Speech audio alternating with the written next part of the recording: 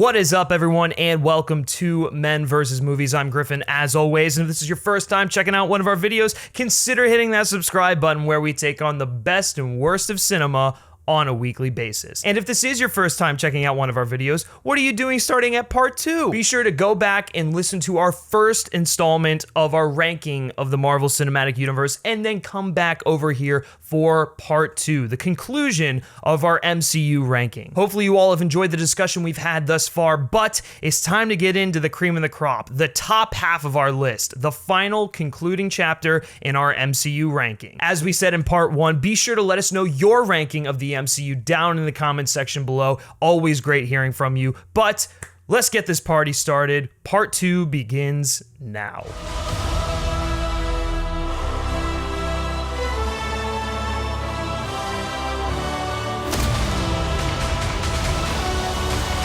All right, I guess it's my turn now. Number 7 for me is Captain America: Civil War, which, if you listened to our list last time around, you know that this was probably my number 2, maybe even number 1 film on this list. And so it's fallen quite a bit. And while I still really like this film, on my most recent rewatch, there was a lot that bothered me. It's a film that almost feels like 2 movies. It feels very split in what it's trying to do. You've got the Bucky storyline with Cap, which is great and all, but then you've got this whole Sokovia Accords political division thing that the movie spends most of its time on, only to discard in the third act. So it's just a really weird mix there. And I like both stories, but this is part of the reason why I felt that there needed to be another Captain America film before Civil War. I've always wanted that third Captain America film to just kind of be centered on Cap. And yes, Captain America: Civil War is centered on Cap because it's kind of dealing with how he views the world and these accords that are being thrown at him. Does he believe in them? Is it the right thing to do? And is he just, being stubborn? But then, it doesn't matter because it's just this evil what was he? He was like a Sokovian military guy who's just setting them up. Yeah. And while I like Zemo, and I think he's actually an underrated villain, it kind of just gets rid of the whole... should the Avengers, kind of be involved in real world events, which they beautifully set up in Age of Ultron, I think. Yeah. On top of that, the airport battle, everyone loves it. Everyone seems to get a kick out of it. I really struggled with it this rewatch. I think it's fun when you just take it as it is, but I can't take anything seriously because the quips are being thrown around. Some of the CGI looks kind of bad, like Tony's floating head. Although I'm not gonna make the film drop any lower just because he's got a floating head. But the integration of Spider-Man feels forced, or it feels more forced than it did when I initially saw it, because it kind of contradicts what Tony's whole ideology is. We have to be put in check. We have to, we can't just be going out there willy-nilly throwing guns. And then he brings in Spider-Man, and there's kind of 2 reasons for that. It's one, all right, well, if you're going to bring him in because you assume that they're not going to kill him, then you lose all stakes that are in that airport battle, because ultimately no one's going to fight to harm anyone. You're just going to be fighting to get to that next thing. And then 2, if he brings in Spider-Man out of desperation, that just shows that he's wrong. So it's it's just really weird stuff like that. Maybe the point was that he is being a hypocrite. Right. Which I kind of... Right. The film never really calls him out on it, is my problem. Is if Tony's going to be a hypocrite, and by doing so that makes him wrong and Cap right, then... You should bring that up. Right. The movie, yes. The movie doesn't bring it up, and neither does Cap, because Cap is too busy focusing on this Bucky thing to even which is the problem. like ideological conflict. Yeah, absolutely. In that airport scene, he couldn't feel more disengaged with what's going on. He's like, this isn't the real problem. He's like, we have to get the Bucky and that the Zemo guy so that they don't fucking like start World War III or something like that, you know? Yeah. And so like that whole airport scene just feels so inconsequential. Yeah, like Brody gets his spine shattered and he can't walk, and we've got that little moment there, but and it kind of showcases the irresponsibility of both parties. But at the same time, Black Widow and Hawkeye are quipping at each other. Everyone seems to have a one-liner, and some of the characters are there for the first time. Like Spider-Man is just there, and he's having a ball. He doesn't even care. He's just like going around webbing people up just because Iron Man told him to, and it's fun to watch. Yes, but like he has no involvement in this battle, and that's why I've always preferred the final encounter between Cap and Iron Man. That final battle, that battle really, I really felt like the gloves were off when Cap is hitting Tony with that shield. I thought he was gonna go off the rails and just like kind of hit him in the head with it and maybe even kill him or something. So that to me, that final battle has always worked and will always work because that's where the true conflict is. But like I like the whole Lagos stuff. I think the action is great. I think the tunnel chase is an excellent action sequence as well. The death of T'Chaka is very emotional. I love T'Challa in this movie. T'Challa is the voice of reason ultimately, which is kind of interesting because he starts off as just this, guy out for revenge. But one of my favorite sequences in the film is when he takes off that helmet and he goes up to Zemo and he has that kind of confrontation and he has a conversation with him. He's like, I see this vengeance in you, in Tony, in Cap, and we see this. It's just consuming everyone to the point where they've become someone that they weren't initially. And he takes the gloves off and he's like, I'm done. I'm not gonna. I know that this is poison, and I'm not gonna let it consume me. And I thought that was a very powerful moment. Really showcased the kind of character he is. Which I loved. The thing that's always bugged me about Civil War is I never felt that Tony and Cap were as chummy as they made them out to be in Civil War.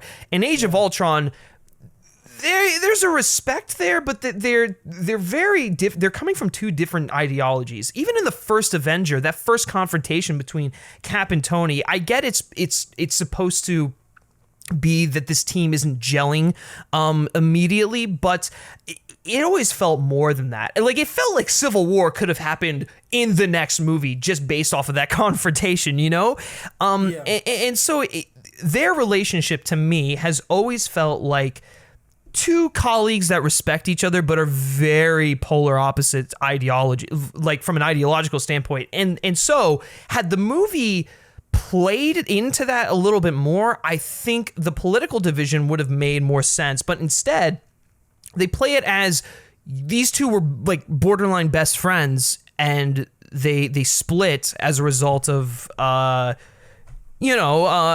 withholding information from him. They kind of toy around with both sides. They're like, we want them to split because of the political divide, but no, we don't want to do that. We want them to split because of something more emotionally resonant that's going to cause an issue. And that's really the thing that that's like you've sort of already touched on it, but that's really the crux of what bothers me about this film. Yeah, is that the whole conflict is derived from the fact that Cap withheld information from Tony. Very, very hurtful information, and he may have had his reasons for doing that, but his reasons for withholding that information have nothing to do with the Sokovia thing. Have nothing to do with any of the other conflict in the film. Like, he doesn't withhold the information because Tony's gonna go vigilante, because kill Bucky, because literally by virtue of the fact that he is signing the accords, he's advocating for the opposite. So I mean, if anything, the only reason Tony really snapped at him is because he lied the entire time. Yeah, he lied, yeah. and he allowed this fight to ensue. So it's like, and I see a lot of people say, well, Cap was definitely the good guy in this fight. And he's like, I think Cap was kind of the bad guy. Neither of them were, and that's the thing I do like about the movie. Bad, but like, Cap kind of handled the situation in a really uncap kind of way, and that bugged me for Bucky, which is someone who I've never really gave too much of a shit about. But that's the thing. Like, Bucky has, and that's where I'll push back. I think Bucky has always been his weakness. Bucky has been the person in his life where he will break. Basically, he'll break his own rules in order to help his best friend. And so, to me, that didn't necessarily bother me. Like, it made sense why he did something so uncap-like. Well, right, but I mean, like, there's two things that bug me about that. The first is, maybe Cap cares about Bucky, but as an audience, I don't give a shit about Bucky. I only give a shit about Bucky because Cap seems to. Yeah. And and because I like Cap, I guess. Right. And and before you go on there, I just want to say that's why I also think we needed that third proper Captain America film, because Bucky is such an undercooked character in this movie, and he's so important. He's so integral to the plot. In The Winter Soldier, I get it. He's brainwashed. He's the villain for all intents and purposes. And he actually probably gets more to do in The Winter Soldier than he does. Right. But that's if they wanted to do this and they wanted to do it right, they needed that third proper Captain America film and then make Civil War like an Avengers film.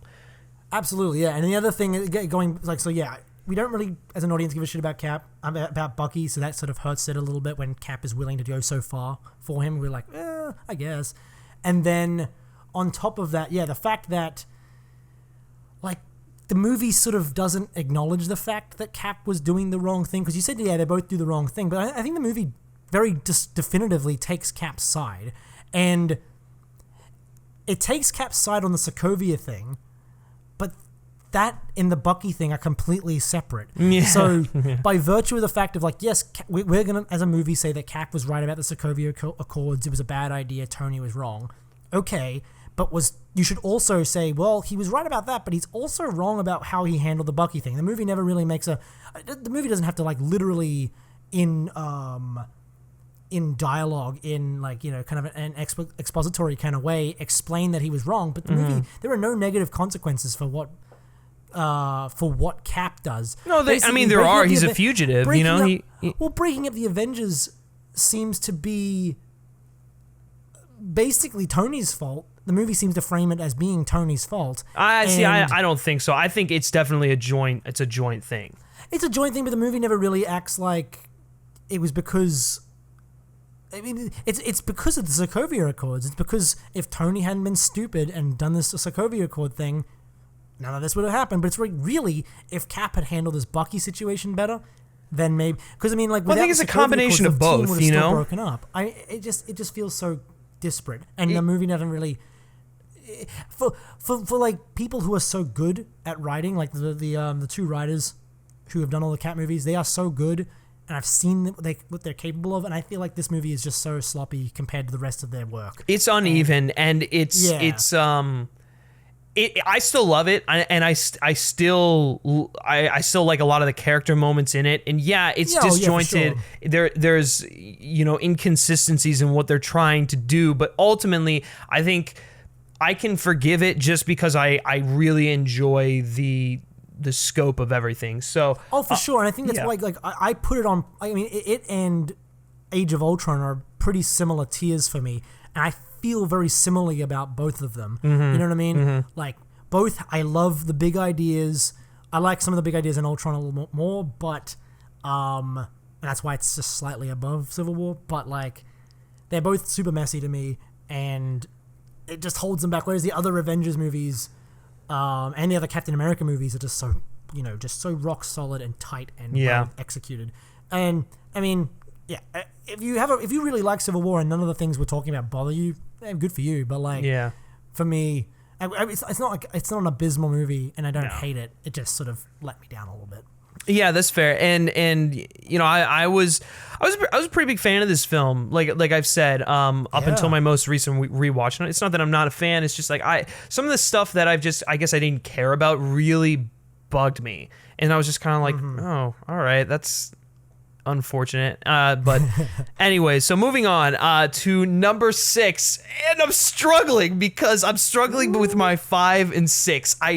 I think 6 is the better movie, but fucking hell, I love number 5, and so I have no idea what what I want to do. I'm anticipating what the 2 movies are going to be, because I've kind of lost track of where we're at, so I'm like, I don't know what these 2 movies are going to be.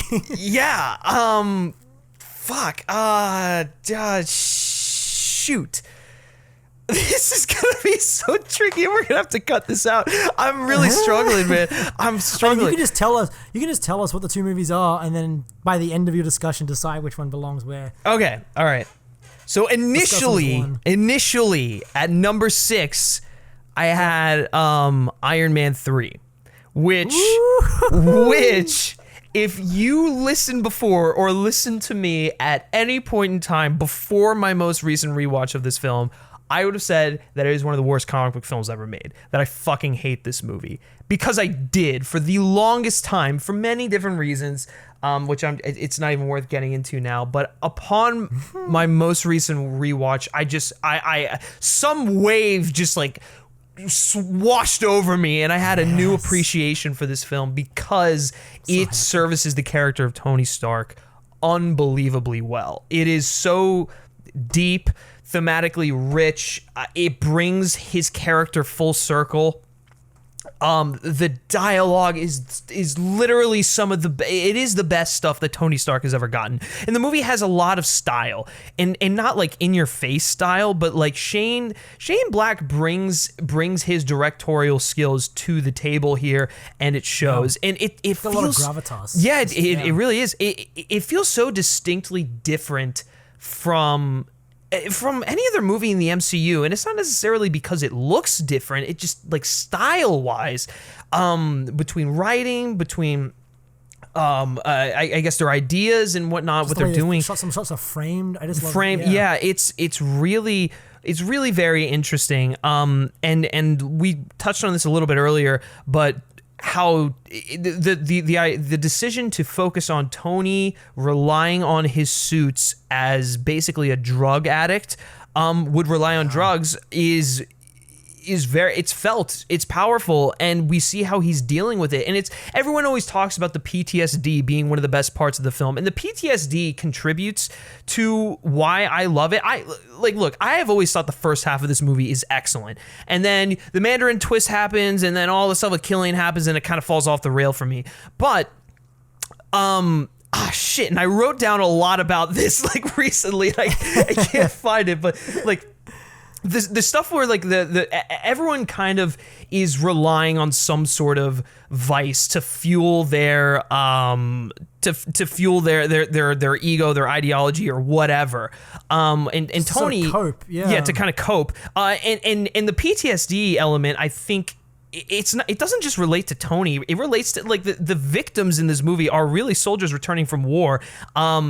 And them being sought after by this drug company as targets because they know that they're gonna want this stuff because it's gonna make them feel whole again. But really it doesn't. And so that angle of it I found to be incredibly powerful, and how it relates to Iron Man, how he feels broken by the events of the Avengers, and how he relies on his suit to make him feel whole again, but it's ruining every other aspect of his life. That to me is so profound. It really, like, being able to see that like for the first time just blew my mind. Like I know it's always been there, but like.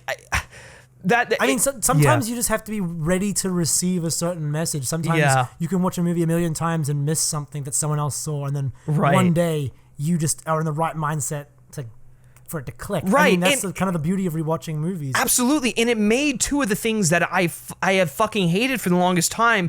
It corrected them. Like Tony getting the surgery. Okay, you can look at it as in like, well, why didn't he get the surgery when he got out of the cave? But if you look at it thematically from the standpoint of he felt that thing it was not only keeping him alive, but giving him this higher purpose, giving him this higher power. Yeah. You can understand why he kept that in there. And so him deciding to get rid of that was him willing to admit that he had an addiction and he needed to get rid of it. And then him blowing up the suits at the end was him turning a new leaf.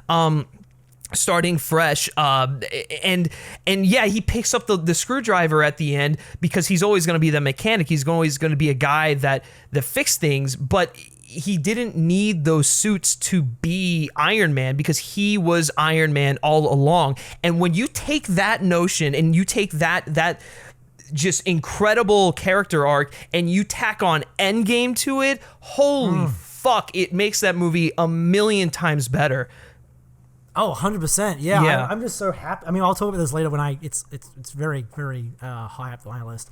But for these reasons, I'm just so happy that you've had like a moment, because even like the Mandarin thing kind of ties into that, you know, like because Killian is a lot like Tony in a lot like the soldiers. He is also someone who is using a disguise or a vice or something. You know what I mean? Well, he's using to cope with his own like sort of inadequacy, his own like kind of trauma. So I mean, the whole movie is just beautifully and then I love how this sort of establishes Tony Stark as being a paternal figure in the MCU, because you've got him with the kid in this one, and then that sort of translates into Spider-Man, and then that losing that in Infinity War then turns into his daughter in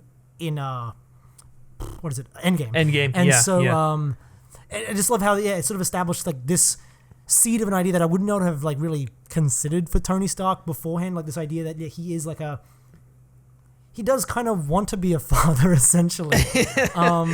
It just, I don't know. I think you're right. It brings him full circle from all of his Phase 1 stuff, and also sets him on the right track to really set him up almost to fail in Age of Ultron and in Civil War. That brings him to the point that he's in Infinity War. On top of that, starting this movie off with Blue in the 90s just really just gets you going. You're just like, I'm so ready for this. Like it's amazing. And the Malibu Point attack from the Mandarin attack on his home is one of the best action scenes in the MCU. I'll agree with that. I love that. I'm trying to think of what else to talk about this movie. I've been stoked to talk about it for the longest time. I'll talk about some of the things that don't quite work for me. It still bugs me that he's not in the suit as much as other Iron Man films, but I understand why, because they're trying to wean him off the suits so that he understands that he doesn't need the suits to do those heroic things. It's just kind of like when he does that whole plane rescue, which is incredible, by the way, and he gets hit by the truck. It's just kind of like, oh, all right, it's a little anticlimactic, but like I get it. And then the final battle, it's fine. I wish it would have been a little. I can't really like pinpoint what I would have wanted more out of it. It just kind of like it just comes across as big action set piece. And so those two things still don't work for me. The Mandarin twist, the twist doesn't necessarily bother me anymore. I think it's just how over the top Ben Kingsley is. There are moments where I'm just like, when he just wakes up and he's like, say ole ole ole, I'm just kind of like, oh, okay. But like at the same time, I understand, like, you know, the whole custom made terror threat thing. That's really interesting. I'm gonna let you touch on that when you talk about the film, because I know that's one of your favorite parts of it. But yeah, overall, the Iron Man 3, I'm glad to have had my opinion reversed on it. Never thought in a million years it would happen, but I've seen the light. And so I guess what's your number 5 then? Number 5. Okay, so after I've like gushed so much about Iron Man 3, listen, is number 5 a better movie than Iron Man 3? Probably not. Is it a movie that I'm gonna rewatch more than Iron Man 3? Oh yeah. And number 5 is Ant-Man and the Wasp. Oh god! My whole body just collapsed. I didn't. I guess it makes sense that it's not. Oh my god, it's number 5. Oh, you keep going. No, listen, ladies and gentlemen. This is where my list takes a very interesting turn. Almost. A radical turn, because I have such great affection for the Ant-Man films. I love them to pieces. I think, and while I think the first Ant-Man is better and more consistent than the second Ant-Man, the second Ant-Man is a lot of fun, and I like that there are these different like father and child relationships being focused on here. And like we were talking about when you brought it up, like probably 3 hours ago. I don't know how long we've been recording this, but when you brought it up, I like that, you know, we get to see Hank for who he really is. You know, in the first one, it's just kind of like, oh, he's this senile old man. He's just kind of cranky and whatnot. There's more to, there's more to him in the first Ant-Man than just that. But in the second one, we really get to see how much of a dick he was, and the effect that had on the relationships around him and how he has to atone for all of that. I love the fact that Bill Foster and Ghost, yeah, they're the villains, quote unquote, but the real villain of the film, it's Hank's mistakes. It's Hank's mistakes that haunt him. You know, Janet in the quantum realm, accidentally creating Ghost through his neglection of her father, pushing Bill Foster away, you know, having to do business with this shady criminal in order to fix his past mistakes. And so I've always looked at the film as being all of these, like all of these you know, yeah, I guess mistakes, that's the only word I can think of. All of these mistakes that Hank has made along the way to get to him to where he's at are just kind of like coming back and just converging on him at one time. And conveniently enough, the movie itself has these plot lines converging onto the MacGuffin, which is you know, Hank's lab, which I love. I think that this movie is it's ripped straight out of a Stan Lee, Jack Kirby comic book. This is probably, out of all the films on this list, the most comic booky out of the bunch. It straight up feels like a 60s comic book, golden age, silver age, whatever, just come has like to a life. Single issue kind of vibe to it. Yeah, I don't disagree with like some of the stuff you're saying. I think definitely the Hank Pym stuff is my favorite part of the movie. Right. When I walked out, Hank Pym, definitely my favorite part of the movie, and I think a step up from his portrayal in the first one. Not that he was bad in the first one. Absolutely. Well, and in turn, even more enhanced. Yeah, but in turn, I think it also we also get a bit more from Hope as well. I know you think that she's kind of overshadowed by Hank and Scott a little bit, but I think she's given a fair amount to do in this, not just from like her being the Wasp sort of thing, but her relationship with her mother. I really felt that. I really felt their desperation in seeing this opportunity to get Janet back, especially from that first flashback from when, you know, Scott has that vision, and Scott is also ultimately the vessel. I mean, literally, like, because he's taken over by Janet, which that moment is great for two reasons. One, it's watching Paul Rudd literally become Michelle Pfeiffer is incredible.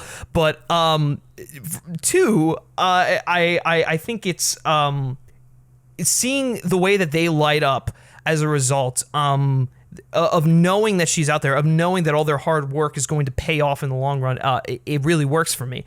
See, I agree with that. I think, for me, I wanted the movie to be more about that. I think that scene, yeah, you're right. It sort of shows you what the stakes are with for Hope and for Hank. And I kind of feel like the rest of the movie doesn't ever live up to that in terms of... I just think there's too much going on, honestly. You don't have... Like, you have this MacGuffin with the lab, and you have them chasing it around. And basically, the whole movie starts off with Scott, even though he really doesn't have much to do in this story. And then, like... Well, he is. He's part of the... I'll push back on that because I think he's part of that family. You know? But he's not really related to. He's not related. No to Janet. No, not related. You know what I mean? Like not related by blood. He's not really narratively connected to Janet at all. And so Hope basically shows up and says, "Oh, here's what's going on," and it's like, "Oh shit, fuck! Why weren't we with you before? This is way more interesting than watching him play fucking." The drums. Oh, I kind of like that. As funny as that is, it's just like, this is completely unrelated.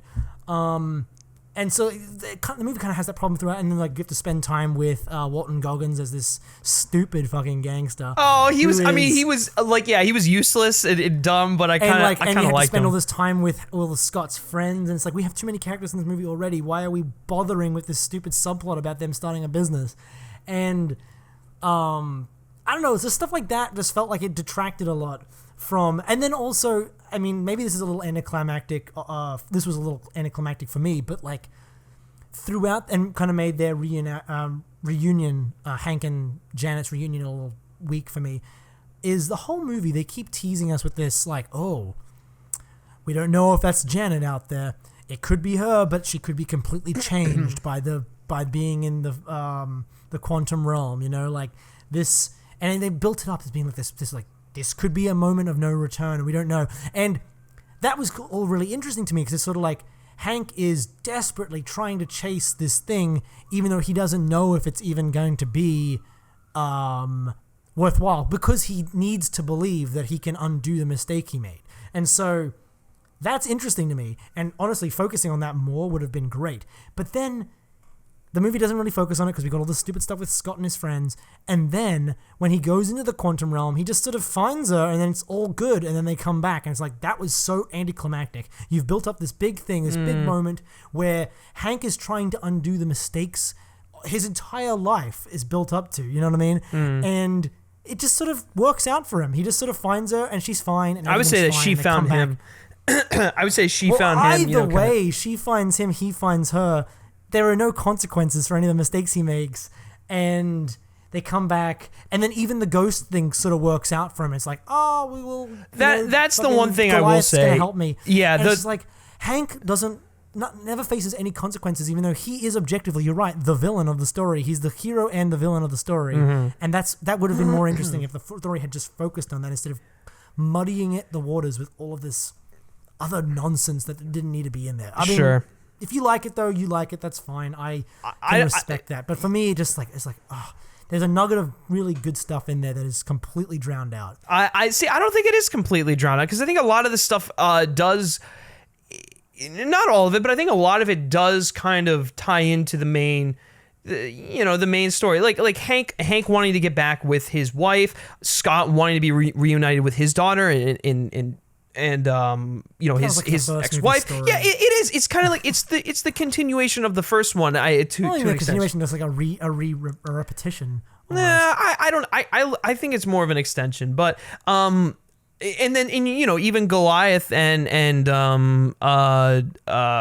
Ghost, like she, he's become a father figure to her, and so he's trying to prevent her from dying, and so he's trying to get her back to a place of normalcy. So it's about everyone trying to clean up the mess that they've made, essentially. But is how I look at it. If it was Hank atoning for his sins, you'd think, he just leaves it to Goliath, right? Like, he just sort of says, oh yeah, sorry I fucked up your life. Here, my wife is going to use a magic cure to fix you or something.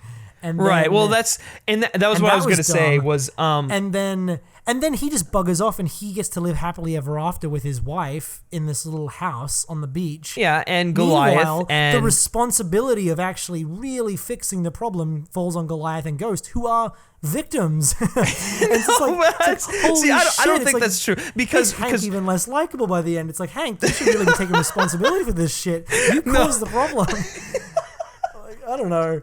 I disagree with them for a few reasons. One, the one thing I will concede is, yes, Janet is very underused in this film, and when they do bring her in and she has these magical powers, it's just like a very off-the-cuff explanation, and she just cures ghosts. It's just kind of like, okay, that goes away. If anything, like her being stuck in the quantum zone and the quantum realm kind of helped her out a little bit in the end. So it's like, oh well, Hank, your mistake wasn't that bad. I get that. And while that was kind of lazy, I still bought it, but it didn't 100% cure her, because in that end credit scene, they were collecting quantum energy in order to continue curing ghosts. So actually, the post-credit scene serves as... Were they continuing to cure a ghost, or were they just continuing to do their research? No. It was in order to cure ghosts, because there was a line of dialogue in there. I literally just finished watching this morning, where it's like, this quantum energy is going to help, something along the lines of help fix Ghost or whatever. So they were still. My memory, it was just like, we're gonna keep doing our research. No. So they were doing research, but while simultaneously they were also collecting the energy, which is why Scott goes in there and he collects the energy and he comes out, or he doesn't come out, but so. So that post credit scene, and actually in the end of the film, it kind of says like they are working to help her, but Hank doesn't just go off and live happily ever after on his island, and leave Goliath and Ghosts in the dust. They get a happy ending too, because they finally have the two of them finally have an answer and can begin rebuilding their life as well, the same way Hank and Janet can go about rebuilding their lives, in the same way that Scott now finishing his his sentence can go rebuild his own life, although that's short-lived because of the events of Infinity War and whatnot, but it still that the theme is there. The last thing I'll say about this film is, right now, currently, I look at these movies as the Fantastic Four of the Marvel Cinematic Universe, ultimately until they get integrated in. But just because I can see that. They feel so. They're dealing with a different part of the universe. They feel science adventures. They are science adventures. They feel so detached. Even Ant-Man and the Wasp. Yeah, it's dealing with the repercussions of Civil War, but it not in a very like in a personal way. Yeah, in a personal way. And so I have always loved how self-contained these movies are. And I can pop on Ant-Man, I can pop on Ant-Man and the Wasp, and just go on this fun adventure with characters that I absolutely adore. I think Scott Lang as Ant-Man is probably my second favorite character in the MCU. Paul Rudd as Ant-Man? I'm so sorry. Paul Rudd as Ant-Man is probably my second favorite character in the MCU, underneath Captain America, because he's so relatable. He's a guy, and I'll get into more. I thought he was a little obnoxious in the second one. I thought he was kind of... I'm actually really glad that when he came back in Endgame, he actually knew something about, quantum mechanics. Because the first movie set him up like that. And then the second movie is just sort of like, you're a big dum-dum. Yeah, I'll give you a hair on that one, because he is dumbed down ever so slightly in the second one as opposed to the first one. I didn't even know what they were talking about. He was like in that scene, which is actually pretty good, where they like commune with Janet. He's just like, what's going on? Well, that's also because he literally had his mind like hijacked by Janet. But a little later he did, but not at first. Okay, well, regardless, yes, that is why Ant-Man and the Wasp is at number 5. And talking it through, I am going to leave it there. As much as I love Iron Man 3 and I've come around on it, there's something about those Ant-Man films that I just keep gravitating towards. So I'm going to leave it there. I came around on the first one. The first one is fun, and it is nicely, comfortably in the middle of my list. Yeah. But, and we'll talk about that a little, because it's much higher on your list, apparently. But, I don't know. The second one just really... I could never watch it again. Second to last, though. Really, really... Yeah. That's just... just because I had more fun watching Thor: The Dark World is trash, but the stuff with Loki in the second half, I think, is a lot of fun. Whereas I had no fun in Ant-Man and the Wasp on rewatch. Oh my god! I didn't. There are some fun gags. All right, I'm done. We're gonna just get off this cold. Whereas the first movie, it got a big boost because it made me feel something emotionally, which it always did. But watching it again, it made me remember. I was like, oh yeah, that stuff with his daughter and the stuff between Hope and Hank is so good. Yeah. And the second one just sort of all the emotion falls flat for me. But yeah. But yeah, so I guess we're jumping into my 4 through 1, or we're just going. You're gonna do your 4. I'm gonna do my 4, and then we're gonna. Well, my number 4 is actually really low on your list, so this is all gonna work out. But My number 4 is Guardians of the Galaxy Volume 2. Yeah, man, I can't. I don't know what about it. I don't know what about it is. I love this movie. This is a movie. Unlike Ant-Man and the Wasp, this is a movie that feels self-contained and like removed enough from the MCU that it can be like it's them going on their own little sci-fi adventure, which is great. But unlike, instead of repeating the journey the characters have gone on already in the first one, or beating around the bush and like sort of copping out and having the stakes really ultimately amount to nothing, I feel like this movie has a lot of guts.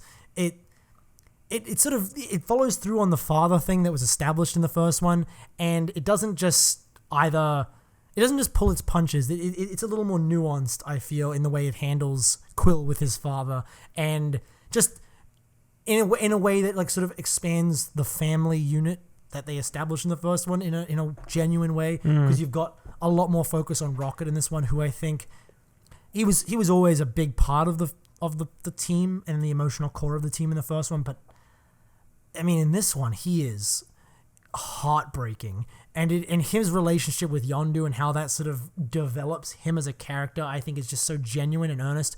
And like I think the one thing that kind of surprises me when I talk to you about this film is that you sort of said it sometimes it's a little mean-spirited, and it is. I think it's really mean-spirited. I couldn't get less of a vibe from this movie. I think this is one of the most earnest, genuine, sincere Marvel movies. I think parts of it are. I think the whole thing is. I think like you've got cynical characters like Rocket, like Yondu, but part of the beauty of the film is that it kind of unravels them to the point where it's like it's all a bravado, it's all an act. They aren't these cynical archetypes. They are deeply damaged, but also human, sympathetic characters who, ironically, they're neither of them are human, but like it is. I don't know. I find that so there is darkness in the film, but it's never the film is never framing it in a way that is like like laugh at this. It's meant to make you feel bad. It's meant to make you it's meant to break you down in a way that when the heroes can't overcome it, and when when all the scumbag scavengers are like mocking Groot, right? That's meant to be heartbreaking, right? Like the movie never frames it in a way that says like, let's have a laugh now at them making fun of Groot. Like it's supposed to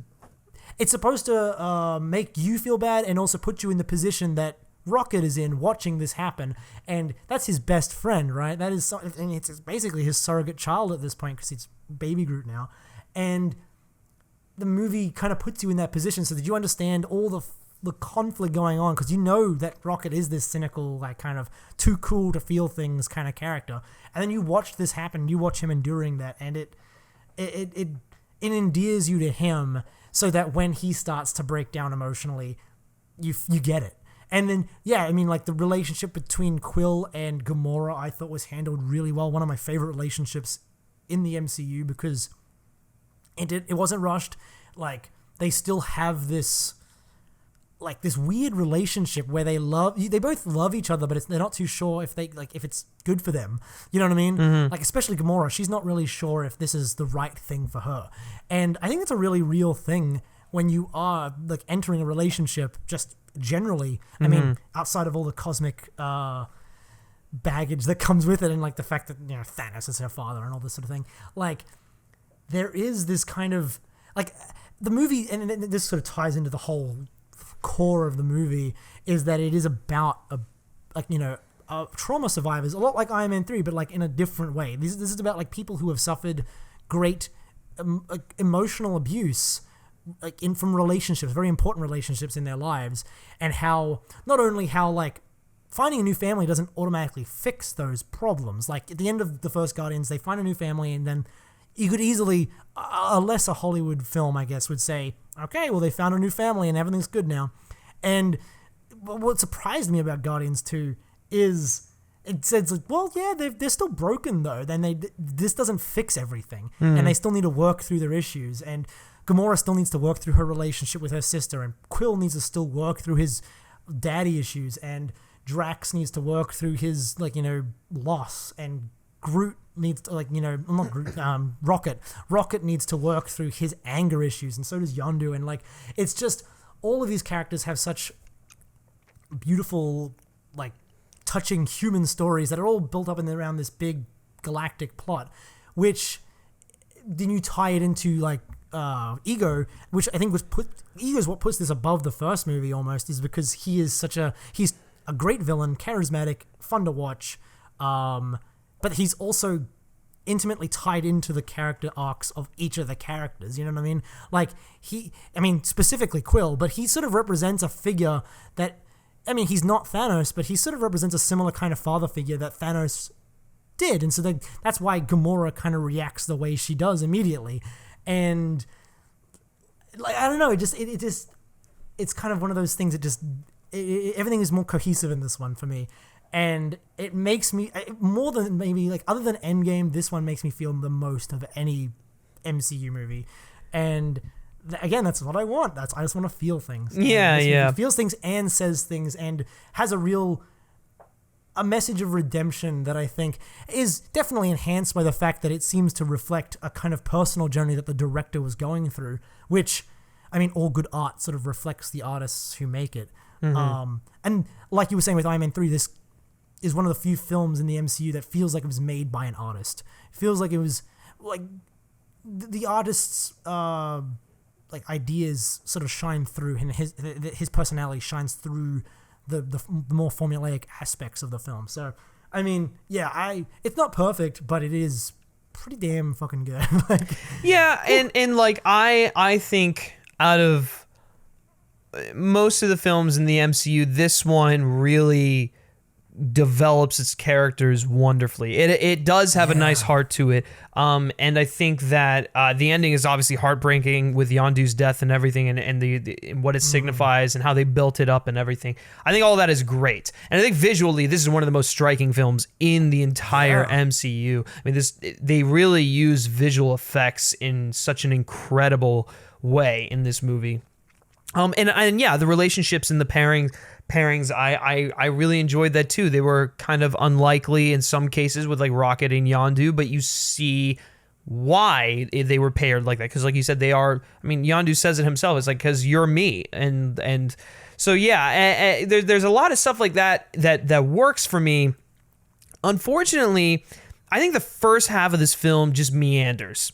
Like, it doesn't really go anywhere. There really is no central plot to this film. Really? I think the movie really I really feel like it's not. I think Ego comes into it immediately. There's, like, the opening scene, and then there's an action set piece, and then Ego shows up, and then that's the story from that point on. I mean, like, he's, like, there, and they're, like, chilling out on his planet for a little bit. It feels like the movie doesn't really go anywhere, and the only time it goes somewhere is when these, like, gold people show up to kind of just, like, push the plot forward, and they only really show up at the very, like, right before. They only really show up right before Ego shows up. Like, yeah, I don't know. I sort of feel like maybe this is another one you should rewatch, because I have rewatched this one, like, several times. This is one that just doesn't. It's like, I mean, you watched Iron Man 3 a couple of times, but, like, I don't know. I feel like the pacing was never really an issue for me, because, I mean, I feel like it gets started immediately. Like, you have the opening scene that establishes some of the Rocket stuff. You establish, like, the what are they called again? Sovereign. The Sovereign are just a plot device, but that's. I mean, they're really stupid. The movie didn't even need them. It was. Well, they're a plot device. They sort of set up. They're there for the opening scene because they set up Rocket's. Yeah, they're there for. And then they propelled the story along to when they crashed, and then that's when Ego finds his moment to sort of show up, and at that point, this movie, I mean, everyone talks about how the Avengers movies kind of have, like, a Star Wars-y vibe to them, and obviously the Guardians movies are more directly inspired by Star Wars, but this really felt like an Empire Strikes Back kind of story. Did it? Where you do have, like, that moment, like, all the stuff with Ego on the planet reminded me of, like, you have, like, the slower stuff on Dagobah, or the slower stuff where, like, they're just, like, chilling in the asteroid belt waiting to, to leave. Where it's like, it's just characters interacting with each other. There's a building threat, because you kind of get, like, you're kind of with Gamora that, yeah, there's something not right about this Ego guy. There's something not right going on here. And you're kind of hoping that Rocket and Yondu can show up in time to sort of give them, a leg up. But yeah, all that stuff is. I think the movie would suck if they had introduced a more propulsive plot device earlier. Like, I think they revealed his big like Ego's big plan, which is really not too important to the main plot because it's more about the emotional betrayal that Quill feels. But I think they introduced that at the right point where it's like, okay, now you can sort of see towards the second act, this is where this is going. This is where this is what he's been doing the whole time. You just didn't really see it. I don't know. I feel like it's a little more better paced and cohesive than you may be giving it credit because it just zips along for me. I never really thought it lulled in the same way that, like, I can admit the beginning of Black Panther, while I love the world building, it does definitely drag a bit. I feel like this one, off to the races. Yeah, well, I guess we'll just agree to disagree on that one. Yeah. Oh, the other thing I'll say is I think there's some jarring tonal inconsistencies in there, but that's just the last thing to say. I think that's like part of his style, though. It's part of his manic kind of. That's part of what the Guardians of the Galaxy movies feel like. There is like this. There are highs and lows, and I never thought it was whiplashy. But there were a few times where I got it. You know what? It doesn't even matter. It's high on your list. It's low on my list, and we'll live with that. So that was your number 4. Yeah, I think I know what your number 4 is, right? Well, you guess. What is my number 4? I said Ant-Man, right? Is it Ant-Man? Maybe. Yes. Maybe. I'm having second thoughts, man. No, as of right now, it's Ant-Man. I was thinking, I debated for a second putting it above Infinity War, but I was like, no, that movie's just too. It's something else. Yeah, no. Ant-Man is my number 4. I adore this movie more than most other people. And you know, I forgot to mention this. Christoph Beck's score. Can we just admit that the Christoph Beck's work in the fucking Ant-Man films is genuinely some of the best, like, superhero music ever put to film. Easily. Yeah. It's incredible. I love Ant-Man. I think Scott Lang is an incredibly relatable hero, like similar to Hawkeye. Another reason why I like Hawkeye, Ant-Man is just a guy. He's just a dude who's done some wrong things out of desperation. His relationship with his daughter is one of the most compelling things in the Marvel Cinematic Universe, period, because it's so relatable. And the fact that he can't be with his daughter because he's made some mistakes, is really heartbreaking. And so, like, he's trying to reassimilate back into society. He can't do that, and so he has to turn back to what he knows, which is burgling. Which I love that scene where he's like, "No, I'm not a thief. I'm a burgle. I don't stick people up or anything like that." And it's interesting because he's a guy who has so many gifts. He's an electrical engineer. He's a really intelligent guy, but unfortunately, just because of the situation he's in, and he needs more, and he has to provide for his kid, he has to do all of these heists, and that's the thing I love about this movie, is that it's through and through a heist film, and I love my goddamn heist films, let me tell you. And so watching them, plan the heist, execute the heist, all the stuff that goes wrong with it, and having some really creative action set pieces involved, really, it just makes for a fun, exhilarating time, where more so than Ant-Man and the Wasp, this one feels like its own singular thing, like a self-contained thing, other than the fight with Falcon, which some people like, some people don't like. I don't mind it. The first time I think I saw it, it bugged me a little bit because it was a little too on the nose, but I think it's hysterical, and it really, like, you can see everyone freaking out and whatnot, and it shows that Scott has kind of mastered the suit in a way. He can go toe to toe with someone like Falcon, and he's not afraid. He can kind of utilize some of the moves that Hope taught him. You see that echoed in there.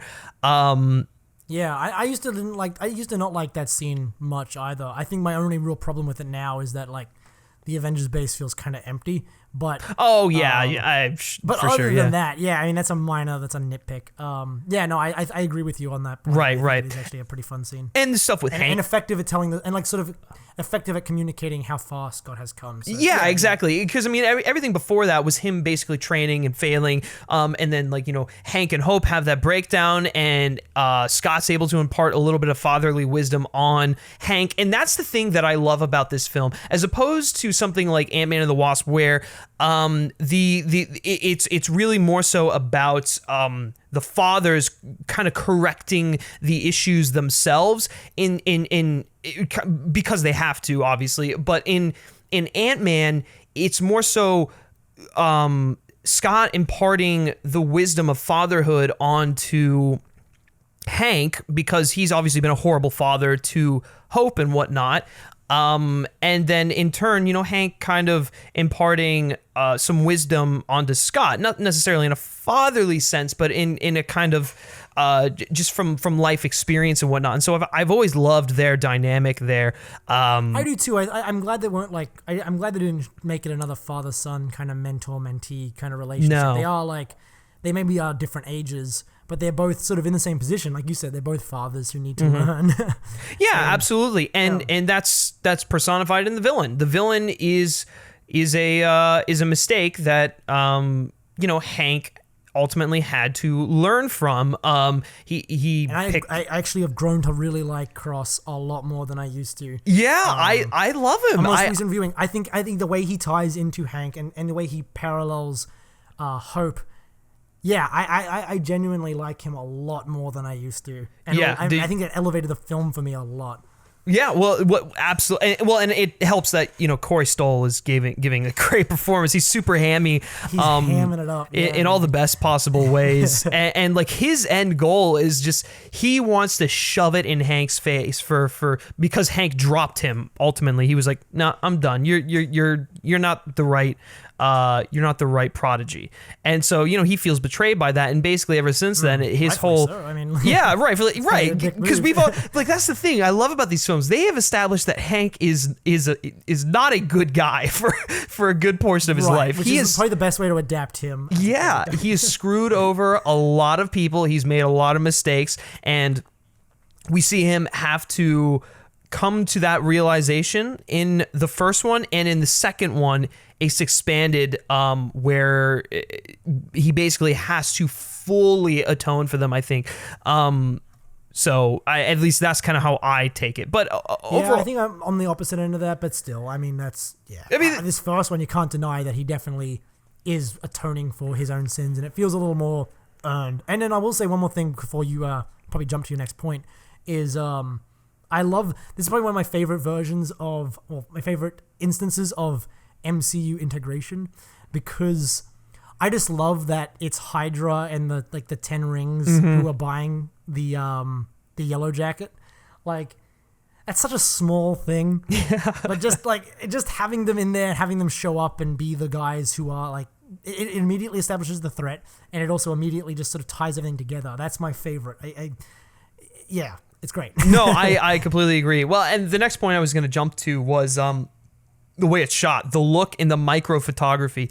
I love it. It is in the second one because it's really, really good in this one. It's so distinct. When he shrinks in the bathtub for the first time, that's incredible. It looks super. You really get a sense of just the environment from that from being that size. Where he falls through the floor and he's in the rave and that stuff is great. Oh, I love Edgar it. Wright. It does, right? Yeah, and that's the thing. Even though Edgar Wright isn't attached to this project, you get a real sense of his style kind of infused in there every now and then. I think I was missing that from the second one as well. This one definitely has that going on. Yeah. You can tell whether or not they used all of his ideas, because they definitely didn't. You can definitely tell he worked on it for years. Absolutely. So I love those, and I already touched on it briefly, but the action sequences are so creative. I think everyone always talks about the Thomas the Tank Engine sequence, which is one of my favorite climax action sequences in the whole MCU, because it's genius. But the one that I always love is when they're the suitcase is falling out of the helicopter and they're Yes, bouncing around, and he bounces off the phone and it plays like The Cure, because either Yellow Jacket like yells Cure or something like that, and that's so funny. That's fantastic. Yeah, no, I agree with that. I genuinely like Ant-Man now. I never used to. I used to really be down on it, but like, it's not super high on my list just because there are other stuff I like more. But it's a genuinely fun movie. And right. And it has all the heart that you'd expect. Yeah, and that's ultimately why I love it so much, and it's why I love both of these films, is because I get a real sense of heart in both of these movies, like a real genuine, relatable heart to it, and I think a lot of people can relate to these two films in particular, maybe more so than any of the other films. Maybe, you know, like Guardians of the Galaxy, I can see people relating to that a little bit.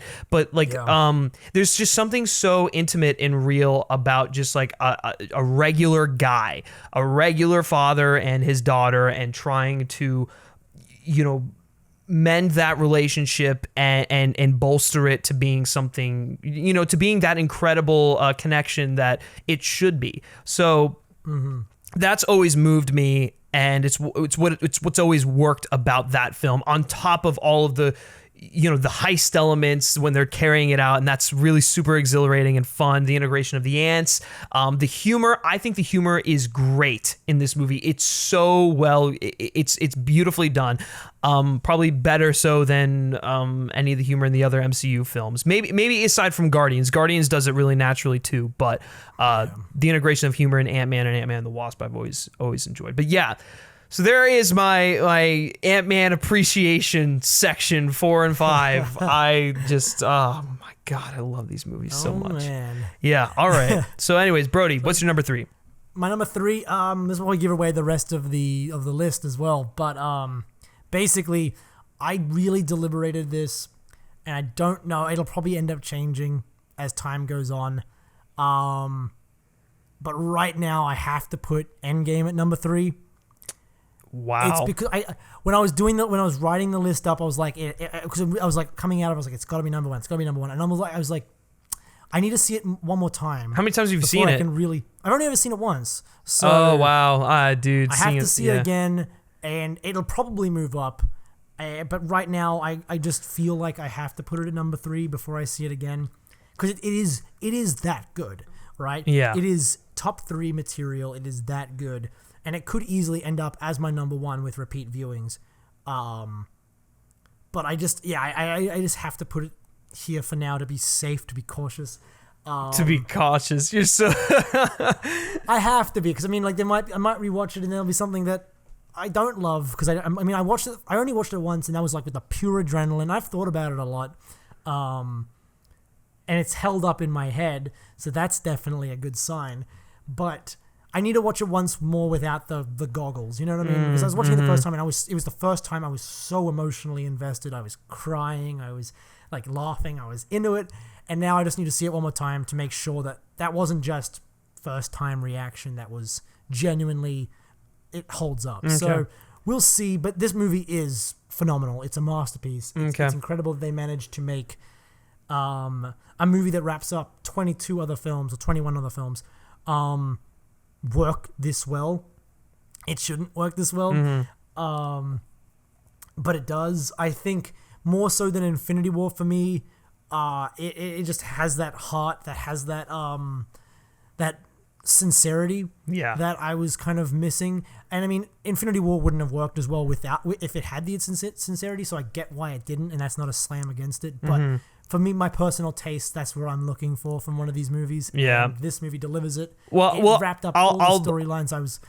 I was just going to say, let's put a pin in that for a little bit later on, because I know we're both going to go in on that one. So, but I completely agree with everything you've said thus far. So, oh, man.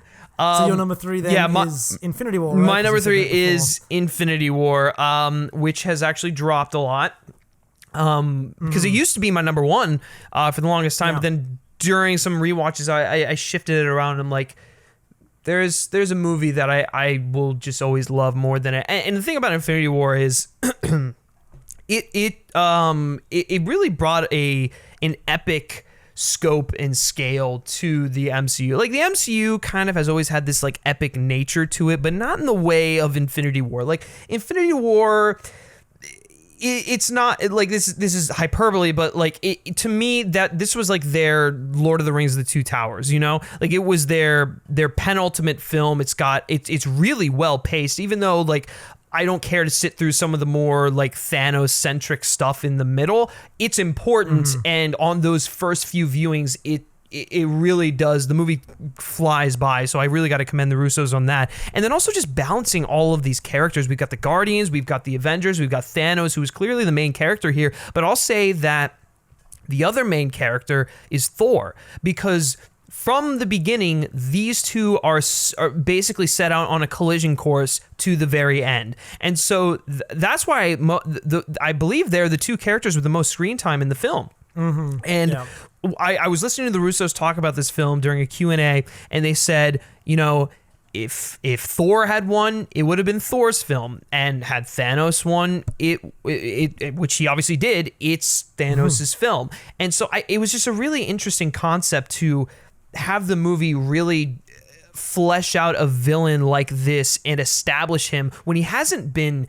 I mean, he's just like popped up in scenes in previous MCU stuff, mostly in just post-credit scene. And so he wasn't really a character, yeah. Right. And so having to start from the ground and build up and doing it over the course of one film is incredible. And yeah, obviously he's not right, but like you can see where he's coming from. I don't agree with it. I think he's off his rocker insane, but like yeah, you get why he has this mentality, which is ultimately what you want to have out of your villains. No, for sure. I think for me, it's going back to the Thor things. I didn't really mention that when I spoke about it. I love what they did with Thor in this movie. I think they found the right balance. Apologies also if you can hear rain. It's raining right now. It's pretty heavy rain actually. But so yeah, sorry for that. But yeah, with Thor, I love what they did with Thor. I think it's the best version of Thor we've gotten. Unfortunately, I'm a little lukewarm on Thor's actual storyline in this movie. Really? I find him going and I mean, I love all the stuff where he's introspective. I love when he's talking to Rocket and all that like character development stuff. That's great. If the whole storyline had been that, yeah, fine, that's awesome. But I find his quest to go get Stormbreaker and like when he gets to whatever it's called, the place, and he meets Peter Dinklage and all that. It's just, I don't know. It just kind of doesn't work for me, and I'm kind of waiting for it to get away from that. For me personally, that was the weakest storyline. Although his characterization was perfect. Wow, that's shocking. Didn't really like. Is it really though? Yeah, I think he has the strongest storyline. I mean, outside of Thanos, he's the strongest character arc, but he doesn't have outside of Thanos. But I think his actual like storyline is kind of boring. I much prefer following what Tony's doing on Titan, or I mean, we don't really get much of it, but the stuff going on in Wakanda, just like setting up for the invasion, like it's just that stuff is more exciting and viscerally for me. Whereas the Thor stuff was just kind of like, okay, he's gonna go do the fucking thing now, and he's gonna like, I don't know, it was just kind of weak. But his arc of being like having lost everything and then going after Thanos, that works. I just wish it was expressed in a different way, I guess. But, really? I mean, not that it's bad, obviously. Not that it's bad. Just that for me is, as being the one Avenger who we really get to follow in this movie, that was kind of like, I kind of wanted more from that. But, yeah, that's just me, though. Yeah, no, I mean, fair enough. I loved that. The stuff on the star, I can never pronounce. It's like Never the Lear or Never the Lear or whatever. Never the Lear or something. Yeah, something like that. I really dug that, and then also the intercutting between that and the opening of the Battle of Wakanda is just so great. That's another excellent example of pacing, how they build it up into his entrance in Wakanda, which is ultimately one of the greatest comic book moments in the history of or comic book movie moments in the history of media. That is a very cool, like, sort of the way they intercut Thor getting Stormbreaker with the beginning of the battle. That stuff's cool. It's just sort of everything leading up to that is kind of like, once he leaves the Guardians up until that, it's just sort of like, it's like, well, those give him some really good introspective moments, though. There are some great introspective moments. They're kind of like, they could have happened with anything else happening. You know what I mean? Like, the plot line could have been completely different and we could have still had those moments. It just, him going to get Stormbreaker kind of felt a bit drawn out, if anything. Just drawn out. Like, I don't know. I never really got the... It's interesting that you mentioned that he was supposed to be the other main character, because I never would have guessed. Like, really? I think it's incredibly obvious. I don't know. I mean, like, yeah, because he confronts Thanos, but like, it's just... I don't know. I think Thanos' confrontation with Tony Stark on Titan has more... well, because weight to it. Yeah, because in characterization they are similar, you know? And there's a mutual respect there. Well, they definitely are similar, but like that's not the reason it has more weight. I just think that their confrontation feels more like the culmination of a long build up. Like, yeah, Thor confronting Thanos. Yeah, he killed everyone at the beginning on Asgard, or half of the people in Asgard or whatever. But like, I don't know. It just could have. Maybe the movie focused too much on all of his other trauma that never really felt like it was the. I don't know. It's definitely a big deal, and it's definitely not done poorly. It's just like when Tony Stark and Thanos confront each other, it's like, holy shit, this is what the MCU's been all about. And then when Thor and Thanos confront each other, it's sort of like, okay, it's the end of the Battle of Wakanda. It's cool, but it's like, all right. Yeah, well, is that only because Tony Stark was the first one? You know, he was Iron Man. He was, the start of it all. I mean, I guess, but Tony's whole story has been built around confronting Thanos since at least the end of the Avengers. You know what I mean? So there's been so much build up to that yeah, something happened to Thor at the beginning of the movie, but like it didn't really feel like he had not earned it, but it just narratively didn't feel as satisfying. But I mean, it's still satisfying. It's just not as satisfying. It didn't feel as big of a crescendo, but sure, it's still very, very good. I mean, I really don't want to rag on Infinity War. It's very good. Yeah. It's just, yeah. No, I got you. I think that, yeah, like, I think it's an incredible movie. Great, incredible action sequences. The Battle of Wakanda is just one of my favorite action sequences. Probably one of my favorite action sequences in the entire MCU. I just the adrenaline you feel during it really feels like the third act of a Star Wars film, or like kind of like the thrills of like a Lord of the Rings, Two Towers. Titan for me was the big one. Maybe that's another reason why I prefer the Tony Stark. Oh wow, okay. I like the Battle on Titan. Because that's the heroes kind of getting to use their abilities to take down the villains. Yeah, exactly. It just sort of felt like a little more, and I think it looked a little more visually interesting. Well, for sure. But I mean, yeah, no, that's probably why the confrontation between Tony and Thanos feels grander to me. It's just that whole sequence is a little better to me than what comes next. Sure. Other than Thor's entrance and then the big, like Thanos knocking everyone down is awesome. And like when he kills him killing Vision in front of Wanda is surprisingly violent. Oh yeah, it is. Well, I mean, the whole killing an android, it's just very cold and awful. Well, there are I think those are two characters that get a big boost from this movie. You really get a sense of their relationship, and we haven't really seen them together at all. I mean, we've like seen like inklings of it in Civil War and whatnot, but seeing them together, I mean, one's like a handful of scenes, and you really just get that connection. And I think that's a testament to just like Elizabeth Olsen and Paul Bettany really getting inside of those characters. So it was great to see that. I thought Scarlet Witch was excellent in. She's the best she's been since probably Age of Ultron. Yeah, I would agree with that too. But I mean, overall, this is just a very big scale, epic movie with an incredible villain, incredible action, a great ending that leaves you kind of speechless. I know people are like, well, they're all going to come back anyways. But I always looked at it was like, well, in that moment, they are dead. This is like and the repercussions of that are real. The Avengers are going to have to deal with that, which they do in Endgame, which we'll get to a little bit later on. So like, I mean, that's the thing. Even if they did undo everything, which they do and they don't. Yeah. But it still wouldn't change the fact that they failed. No, You know absolutely. what I mean? Yeah, they failed and the villain won. So that's yeah. kind of what hits. That's what hits home about it. It's not that like, oh, Spider-Man died. It's that Tony Stark failed to save Spider-Man, and that's the real kicker. Like, yeah. Yeah. And obviously Endgame understood that because it then takes that and runs with it. But yeah. Yeah, absolutely. All right, so that's my number 3. Brody, what's your number 2? My number 2, and this is gonna give away my number 1. This is surprisingly hasn't changed. Yes. Yeah, number 2 is the Winter Soldier. Okay, that's my number 2 as well. Hey, what a coincidence. Yeah. So then I guess we can just talk about that now. Yeah, go for it. I think this movie's a masterpiece. The movie is phenomenal. The movie is really one of those. I feel like you should talk about it. You have a much more strong. No, go for it. It's your number 2. Like, I mean, it's mine too. It is just it. It took, because I love the first Captain America, but you really can't make that movie again, considering how it ends.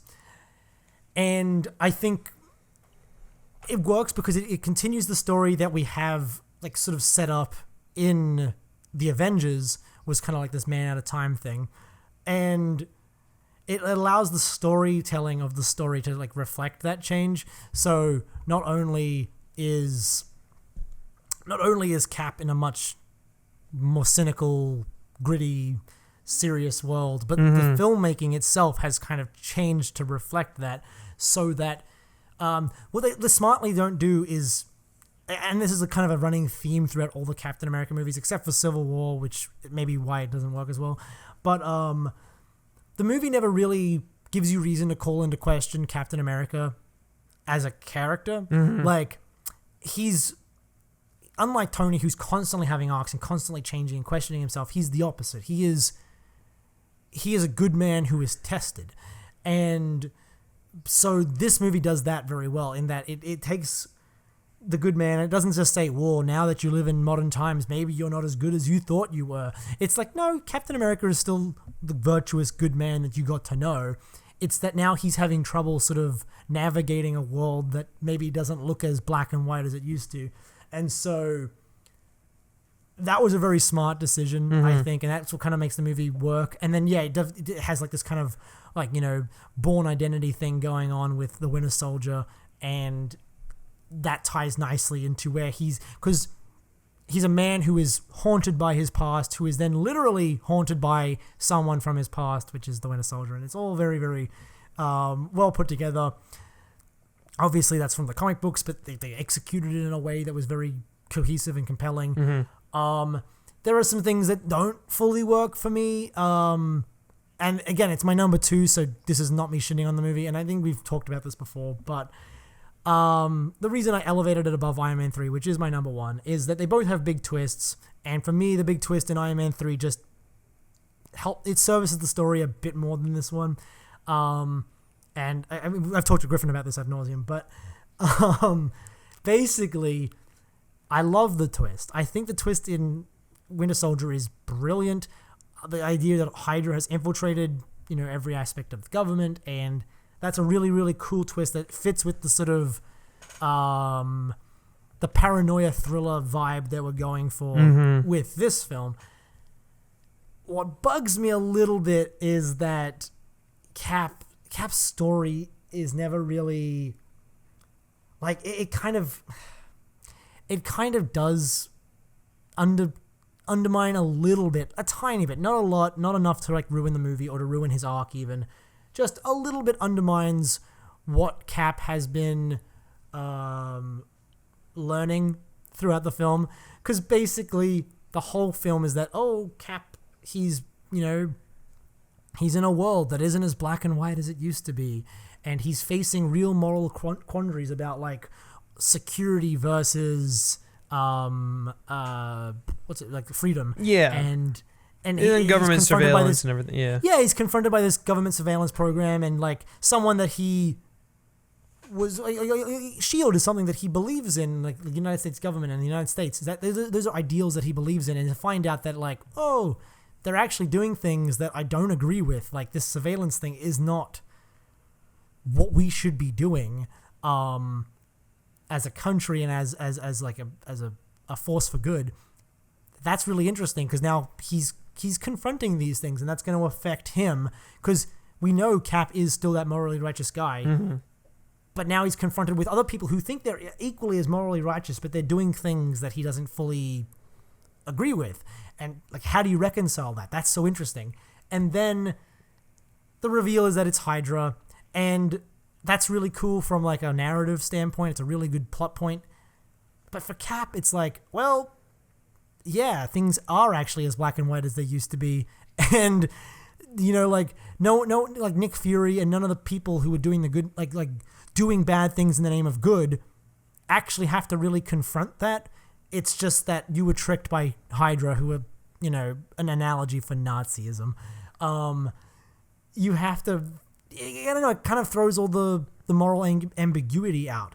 And for me, it's like, and again, amazing movie, doesn't hurt the movie at all, really. It just, in terms of comparing that and Iron Man's twist, and I'll get to that in a second, I feel like that kind of detracted a little bit from what the movie was trying to say.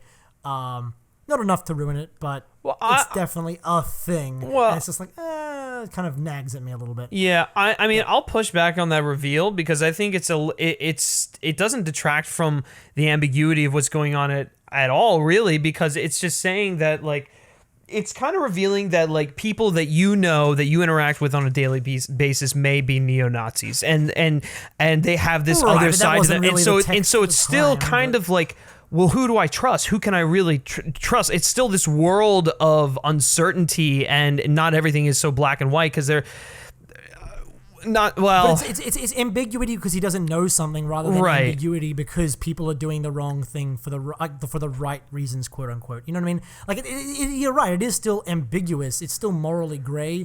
I just don't think it's the same kind of... It's not morally gray. It's just... Now, instead of things being not as black and white as they used to be, it's you don't know who's good and who's bad. Well, but that's interesting. Right, but that also kind of lends complicated. But that also lends credence to the ideology that, well, okay, maybe government surveillance is necessary in order to figure out these things. But then when you figure out that the evil in that world is using that government surveillance for their own advantage, then you immediately Cap is immediately like, well, we just have to get rid of it. We have to burn it all down. Right, but that ruins that's kind of a really black and white. I don't think it is because bad debate, because it's like, now it's like, oh, you don't want to be like Hydra. Surveillance is basically Nazism, right? But that's not always true. But no one who instates mass surveillance, like this movie is obviously riffing off of like the Patriot Act and stuff like that. No one who like enforced these draconian kind of surveillance laws was trying to be evil. It just, they did something evil, but they abused that power. But they did something that was wrong, but they thought they were doing the right thing, and that's what makes it morally ambiguous. That's what makes it interesting, is that Cap has to now confront people doing the wrong thing for what they believe is the right reasons, instead of people who might secretly be bad guys just doing something bad secretly. Like, right, well, you can also see how Hydra has changed a little bit. It's not necessarily like the Nazis that they used to be. They're still bad people, though. I'm not saying they're not right. I'm not saying they're not bad people. What I'm saying is that their view in their my point isn't that they're Nazis. My point is that they are unambiguously 100% evil and wrong, and there's no debate. Right. It shuts down the debate, essentially. The movie is having a really interesting debate between like surveillance and freedom and all this kind of stuff, and then that reveal, while cool, shuts down the debate and just says, you know what, no, there is no debate, this is evil, this is good, and now the real tension is who's good and who's bad. It's, I don't know, that's fine. It's just a little anticlimactic after all of the build up from the first couple acts. But again, it doesn't ruin the movie, doesn't hurt it. It just, I don't know, it just changes the whole dynamic.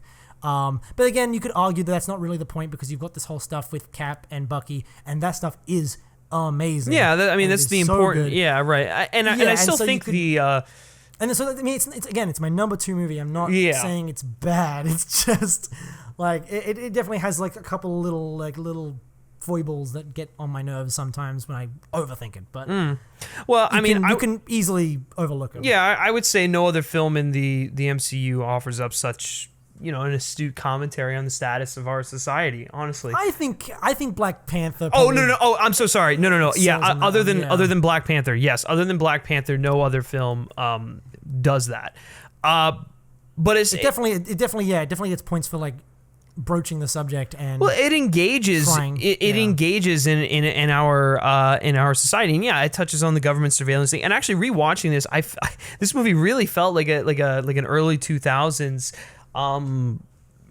just like thriller kind of thing. So it was I'm not gonna say that word, Brody. I'm not gonna say the no I wasn't gonna say word. It's definitely not a political thriller, but it's which is a dumb assessment, but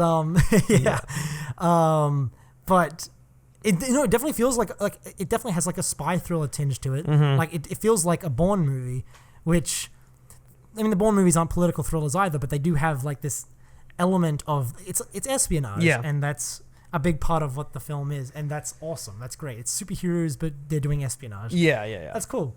Yeah, and like I love Cap struggling to find his place in such a polar opposite world than what he's used to. Black Widow in this film. Yeah, Black Widow is great. Her relationship with Cap is very clearly established. Some people were like, well, it should have been a romance, but it's like the more you watch it, the more you're just kind of like, it's a sibling relationship, and they're the two people who really only understand each other, and so they're able to kind of bond over that, and I love that so much. And that's like, and then like it makes you really appreciate some like, because I mean a lot of people shit on the Natasha Bruce Banner thing, and that definitely has its flaws, but like it is interesting to sort of look at these characters as real people because they are so fleshed out. You can sort of say, Natasha and Steve have a real connection because they both understand each other. They both understand what it's like to live in this world and do the things that they do. But it's not the same as Bruce and Natasha understanding each other for being people, like for doing things that they hate about themselves. You know what I mean? Like, because Steve doesn't really have that. Steve doesn't hate himself for what he is. And so, there's different layers to understanding that make you really appreciate how well defined these MCU characters are at this point. Like, and so that was just like a completely tangential point, but like that just made me really appreciate that. No, I agree, and like you've already mentioned that, and then the stuff with him and Bucky, and Bucky's whole struggle throughout the whole film of being like, I know this guy, but I really don't, and I've just got to kill people, and so him having to come to that realization, that final confrontation between him and Cap on the bridge of the. It's not a bridge. It's like that aircraft carrier is incredible. When he's just like beating on him, and then the ship collapses, and the Cap's just falling out, and this beautiful piano melody by Henry Jackman starts coming in, which I love his score for this film. It's just very moving, and you see something click in Bucky in that moment, and then you see that in the post-credit scene. But the thing that really just blew me away right off the bat with this film is the Russo's direction. It's, everyone, before the Infinity War and Endgame, and maybe even before Endgame, people said that they didn't really have any style. I was like, well, what defines a Russo brothers film? And I think I couldn't disagree more, because I think that their direction is remarkably distinct in this movie, and you see the origins of what they're all about. They make this movie, they make it feel remarkably grounded. I know people say that all the time, but they make it feel grounded. But the reason why is because they take these real world issues and they tackle them in a real world manner, and they challenge the moral compass and outlooks of all of these characters. They take a little bit out of Paul Greengrass's Bourne book, but they make these fight choreographies their own. Like, one of their distinctions was in how they chose to approach the fight sequences. That bridge sequence blows my fucking mind every single time. That is one of the best choreographed like fist fight sequences I've ever seen. It is next level. and you really feel the intensity and the emotion out of it as well. The other thing that they do really, really well is character moments. It is just allowing and you see a lot of this in Endgame, especially in the beginning. They allow these scenes to breathe and make it feel like real people are having genuine conversations. Absolutely. I think if I was gonna, sorry, I didn't mean to cut you off. No, that's fine. I was gonna say if I was gonna contrast, like, because we talk about Whedon Avengers films and the Russo brothers Avengers films and what kind of differentiates them, and a lot of people have pointed out that in like the Whedon ones, and we sort of mentioned this a bit before, there is this like very a focus on civilians, a focus on like the Avengers as people within a larger world. And that is 100% a Whedon thing that the Russos don't really do. But what the Russos do is equally interesting, just something different.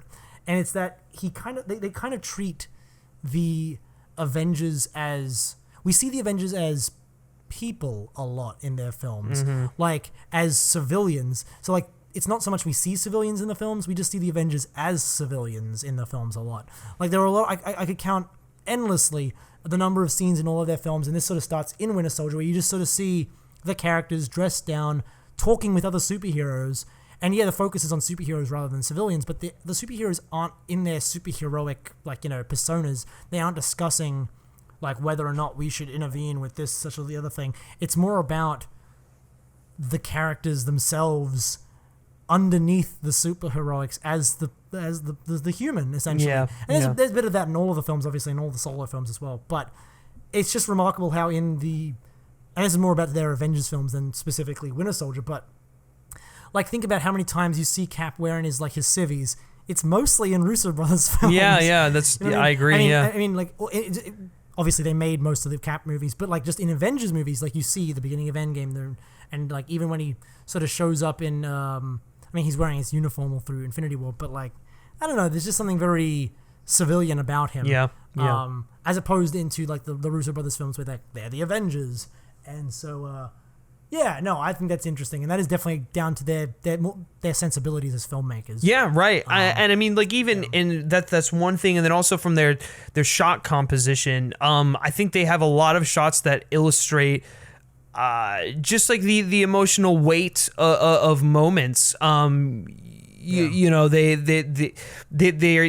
create these images that are super powerful, and I mean, like, we can you know, look to Endgame for some of those, but I think in Winter Soldier, like the one where Cap's falling out of the sky, the one of Bucky's fist hitting the shield, the one where Cap's laying on the beach and Bucky's walking away while literally democracy or what they thought was what everything that Cap believed in is blowing up in the right hand corner of it. I mean, it's just really well thought out shots, but and they did an excellent job of bringing Cap into the modern era. You know, Evans gives such an excellent understated performance. I love Chris Evans as his character so much. And he really doesn't get enough credit. I still don't think he gets enough credit, but this is surely one of his best outings as Cap. You really they capture his inner conflict beautifully, and all of those elements elevate an excellent script by Marcus and McFeely once again. So that's why it's my number two. And I struggled putting that at number two because it is. I always go back and I rewatch the film and I'm like, yep, that's the best film in the MCU. But there's something about Endgame. It's that emotional impact that I think elevated that to number one for me personally. Absolutely, yeah. Do we want to go to Endgame, or want to like talk about my number one real quick? Yeah, I was gonna say, let's talk about your number one first, and then we'll go into Endgame. Okay, yeah, sure. So it's one we've already talked about a bit, but I didn't really talk too much about, which is Iron Man 3. You can obliterate me in the comment section if you've made it this far. It's a great movie. It is probably the most cohesive MCU movie, start to finish, of them all. If Endgame overtakes this, it will have been a Herculean effort on its part. But and it possibly could. I'm not ruling that out. Again, I have only seen it once, but Iron Man 3 is just, for all the reasons we spoke about before, just such a really powerful, raw, character-driven story that, I mean, it's everything that I think makes the MCU work. It is strong characterization, really fun spectacle and action, because I think this has some of the most fun. In Winter Soldier, I think the Phase 2 had some great action. It really did, yeah. And, but Iron Man 3 has some of the best set pieces. I love the airplane, like rescue. I love the attack on the mansion in Malibu. I even love the finale. I really enjoy that. It's got some great fun, great action. Yeah, great action. Really, really well integrated humor. There's humor, but it never really undercuts any of the emotional beats. Like, you feel bad, you feel happy, you feel all those things at the appropriate time, and nothing's ever undercut, really. Unless it's Tony trying to, because, again, Tony uses humor as a coping mechanism, so he'll sometimes say something that feels inappropriate, but unlike in other movies like Ragnarok, where it's just straight up inappropriate, it kind of fits the character, like he would say that there.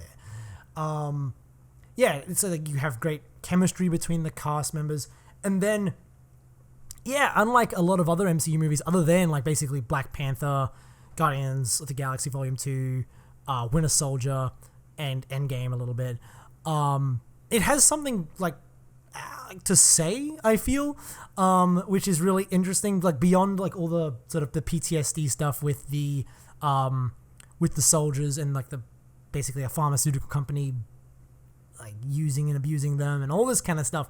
All that's really interesting, but we've already talked about that. The other thing is sort of the political machinations going on in terms of the Mandarin and the Mandarin twist. And the reason I say that twist kind of enhances the story a bit, whereas Cap's kind of undercuts it a tiny bit, is that in this one, there's this big threat, right? They set up, and there's very, very deliberate Osama bin Laden imagery used when depicting the Mandarin, and you've built up this big threat, and then it's revealed that the Mandarin, and by extension, this like sort of this terrorist figure, is basically the product of a think tank who have deliberately designed him to evoke iconography of, world terrorists. And it's designed basically, like in the purest form of terrorism, to inspire fear. He's not a real person. He's not a real ideologue. He is just there to inspire fear so that they can manipulate the situation. And I think that is such an interesting commentary on, like, in this case, post-New York MCU land. Wow, and isn't that really interesting that it takes place, it's post-New York. Huh, interesting. Which is already like a big 9/11, kind of allegory in and of itself. Yeah. And I think that is so interesting that they decided, we're going to lean into that a little bit, and we're going to explore what America was like in the world as large, but specifically America was like after this kind of interest. I mean, they even make it about oil. Like, he literally makes a whole point about how, like, he's gonna be burned alive on the the MCU stand-in for the Roxxon. The Roxxon oil company. Yeah, like, so it's still pretty on the nose, but I just think that's so interesting that they decided to make a point about how, like, the real terror is what we let ourselves do in the face of fear. And basically, the real threat is... It almost feels a little bit... I can't do one podcast without mentioning James Bond, but it feels a little like James Bondy, where you have the real threat isn't that, like Russia's going to attack us or China's going to attack us. It's like the real threat is someone manipulating us into preemptively attacking someone or preemptively doing, like, starting a war, essentially. And that's what goes on here. It's Aldrich Killian basically wanting to get his way and wanting to seize power, and so he hides behind this Mandarin persona to sort of manipulate the world stage. And then on top of that ties into Tony's arc, because Tony is hiding behind these Iron Man suits as like a coping mechanism, and Aldrich Killian is essentially this very little pathetic man who is, which I know that's why some people don't like him, but like I think that makes him a more compelling villain, because he is this pathetic, sad little man who is unable to get past his trauma, essentially. And it's not as deep of a trauma as what Tony Stark is going through. He's going through, like, basically he's been let down by the people in his life, which is still upsetting, but, like, he hides behind that by sort of lashing out at everyone via his like disguise, his suit, which is the Mandarin persona. And that's why I think at the end when he says I am the Mandarin, it's not really haha I am the Mandarin. No, it's not literal. No, it's more like I have, it's been me. It's like it's the whole time I am the Mandarin, and that's how he gets his power, is through that secret identity, essentially. And I just think that enhances what Tony's going through, and Tony overcoming him is emblematic of Tony overcoming his own trauma. And so, like, yeah, just everything about this movie I think works so perfectly, and there's not a single thing I would change. And I think that's why I think I love it so much. And then you add on top of that the fact that it is a very distinct vision from a very unique filmmaker, which I think the MCU sometimes shies away from. Just, it's everything I could want from an MCU movie. And again, Endgame, which we'll talk about in a second, may end up overtaking it, but I don't think any solo movie is ever going to overtake Iron Man 3 for me. Yeah. It's just, it's the pinnacle. It and Captain America Civil War are the peak, but, you know, that's, I've ranted enough, but yeah. Yeah, well, I agree. And it took me how many years has it been since that film came out? It took me that many years to finally see the light, but I love it. I think it's great. Praise be. I really do. I agree with everything you're saying. It's just like those Ant-Man films, man. No, it's just a matter of other films I prefer more, but. Yeah, really, my top 6 is just like I think are fucking incredible. So yeah. I think all my top 10 movies. Oh yeah, I would say are good to great. Yeah, I'll second that too. Even like 8, because I mean I don't want to cut out Guardians and Infinity War, and like there's just too many good ones. There's a lot of mediocre Marvel movies, but there are a lot of really good ones. And but the best one is Avengers Endgame. Oh baby. And I think I'm telling you right now, when you see it more than one time, it's just gonna go up on this list. I hope so. I really hope so, because I adored it when I first saw it. Yeah, the time travel stuff, people can get their panties in a bunch about it all they want. That's one of my favorite parts of the movie. I love it. Yeah, absolutely. You know, they can be like one last hurrah for the old gang. It's like a fun adventure. Yeah, exactly. Yeah. And, you know, people can be like, well, it doesn't make any sense. And I'm like, well, pay attention next time. They explain it pretty well. It's not that complex. And even still, it's not the point. That's not the point of the journey. So I just want to get that out of the way first. Time travel isn't real. Let's just calm down. Yeah, I know. Like, we're acting like this is an actual thing. They established rules for the time travel within their own universe. And everything that happens in the film does not violate those rules. So we should be fine. That's it. Yeah, that's the end of the discussion. Exactly. As far as I'm concerned. No, I completely agree with that. But my God, where do you even begin? It's probably the first act. The first act is phenomenal. I'm gonna go straight up. The first act is the best material in the MCU. Period. It is just it's next level. I don't even feel like I'm watching a Marvel movie when I watch that. It's like The Leftovers almost. You know, people from The Leftovers. People make that comparison all the time, but it's just the intimate character moments, the broken mentality and physicality of these heroes. I think it's some of the best acting that Robert Downey Jr. has ever done in the role. Not only his first confrontation with Cap when he comes back. That's scary. One of my favorite scenes in the movie. It's scary. Yeah, it's scary because it's like, and he's saying things. I think it was very smart of them to quote things from previous movies, because he says like the armor around the world, and he says other stuff that he said before. And I think it was so smart because it's kind of like in that moment you realize, oh shit, you're right. Like this is something that Tony has been like. You kind of feel like Tony was justified in all those previous attempts because it's like, fuck, we lost half of the universe. That's a big deal. Mm-hmm. And yeah, it makes it scary because like. It's righteous. It's a very righteous anger, and there's nothing Cap can say to really refute it. it's beautiful. No, absolutely. Well, that's really good. But just like and then after that, then they kill Thanos, which I knew they were gonna do that right off the bat. I knew they were gonna kill Thanos, really? But that was the one thing I did not call. I did not see them doing it. For some reason, it would just because of course they have to go. They find his location early on, and they're like, well, we're just gonna go fucking kill him, and then Thor kills him, hoping that that's going to satisfy him, bring closure to his pain and suffering, but it doesn't, because he's still really, really cool. He's still living with the fact that he failed from the events of Infinity War, and whatnot. But anyways, that and it also really made it really. I think in terms of because Tony says that one thing at the very beginning where he's like, we're not the pre-Avengers, we're the Avengers. Yeah, and I think what made this what getting Thanos out of the way early really did that was significant for me was instead of it being the Revengers, it's the Avengers. You know what I mean? Like they're not getting revenge against Thanos because Thor does that in the first 10 minutes and it doesn't work. Yeah, they are avenging the people who died essentially. Yeah, they're avenging the fallen, and so I think that was I didn't foresee it, but it makes so much sense when you watch the movie. Like I know a lot of people have a problem with the fact that it's not the actual like present day Thanos in the end. Mm-hmm.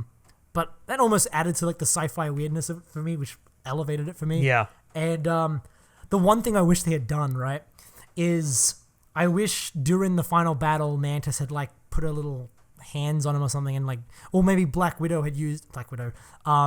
Witch had used her mind powers to sort of implant those memories into his head so that he did sort of understand the pain he was going to cause, so that when he like doubled down on it, it was even more sort of playing his hand. Yeah. Essentially.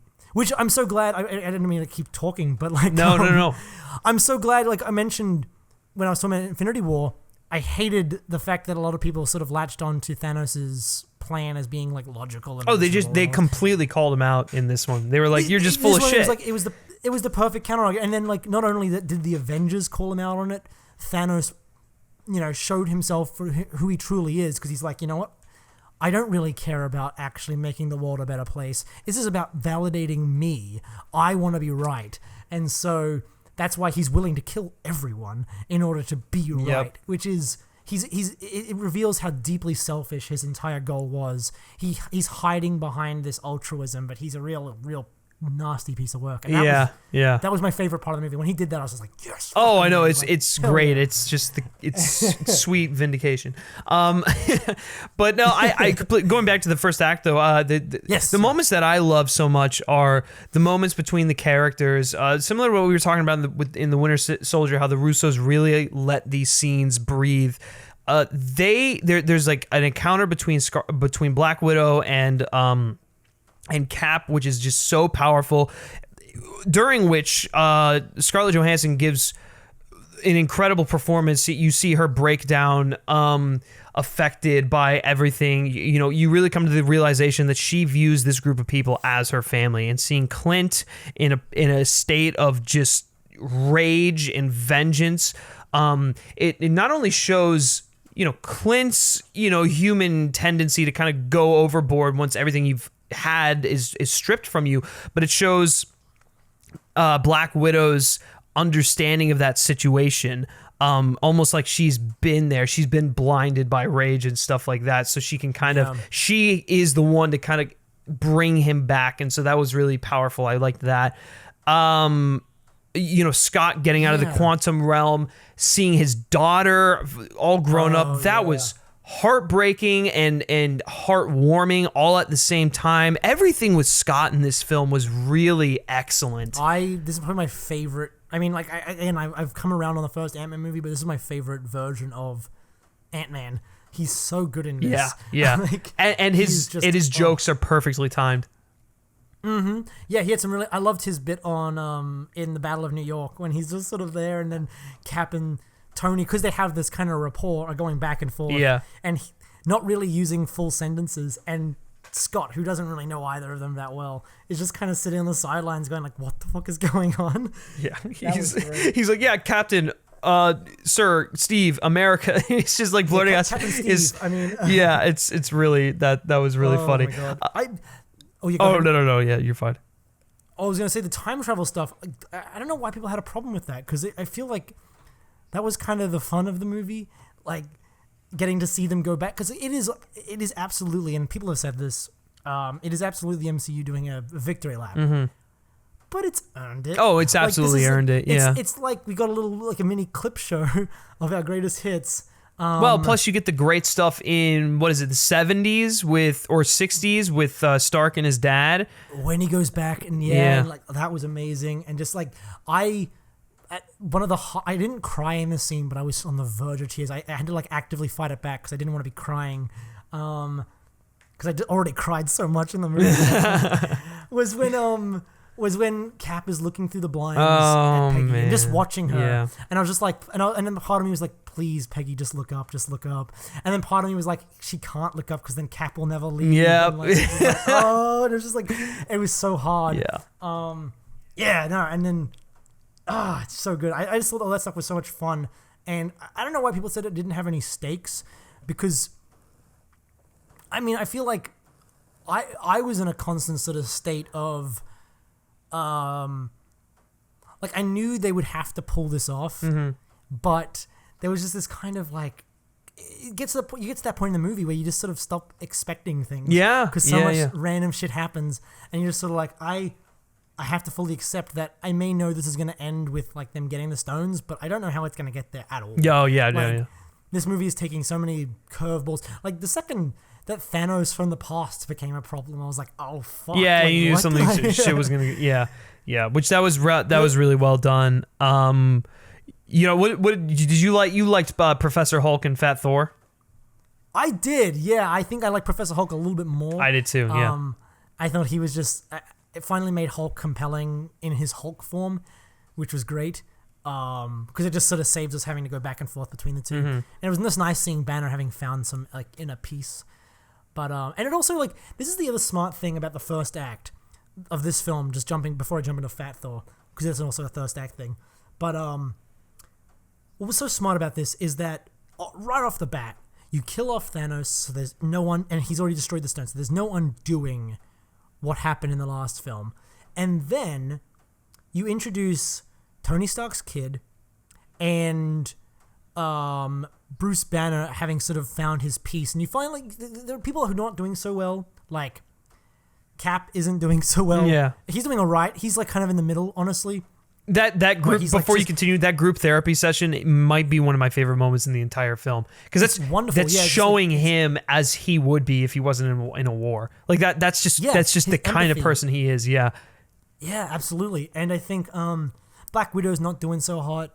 You know, everyone's between either not doing so well or they're coping, but they're not doing all right. And then you have Tony, who he's not coping well because he's still like so torn up about what happened with Peter, but he's just kind of resolved himself to make a better life. And so he's got a daughter now, and same with Banner. He's sort of made his own, like he's made his peace and he's sort of found a way to cope. And so then you get to this point and you're like, well, they can't undo this timeline now. Tony has a daughter.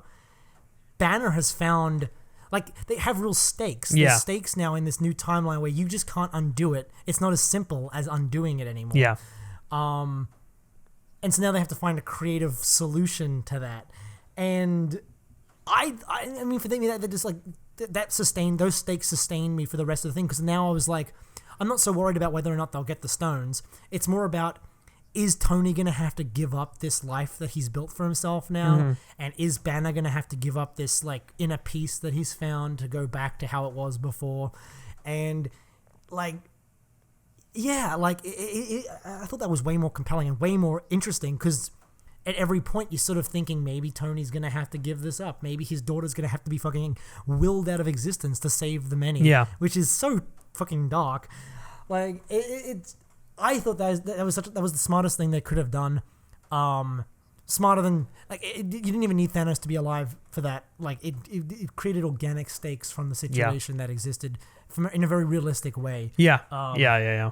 No. And it made the rest of the movie. Oh god, I'm probably gonna go rewatch this tomorrow night. Yeah, I know. It's just it's stuff like that. It keeps on going. You keep getting. There's so many emotional moments. Yeah, there's fan service moments which they've earned. I'm sorry. 22 films in. This is for all intents and purposes your series finale. Yeah, you're gonna have fan service moments. Fucking deal with it. It doesn't take away from anything. They never detract. Yeah, and it's never like they take the moment aside from the movie to say, ha ha ha, fan service moment. No, it's like, okay, where can we fit a fan service moment in? Well, Cap's gonna have to run into other Cap. Yeah. Because I mean, someone was bound to encounter their past selves at some point, just because whatever.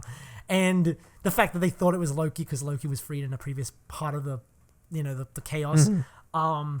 It was just so funny and so great. Have him what did he say? He was I can do this all day. Oh yeah, he's like, I know. Yeah. Yeah, I know. Like that was funny. I still just Ant-Man's like, sir, that is America's ass. And then like the callback to that after he finishes beating up Cap, he's just like, yeah, that is America's ass. And I'm like, oh my god.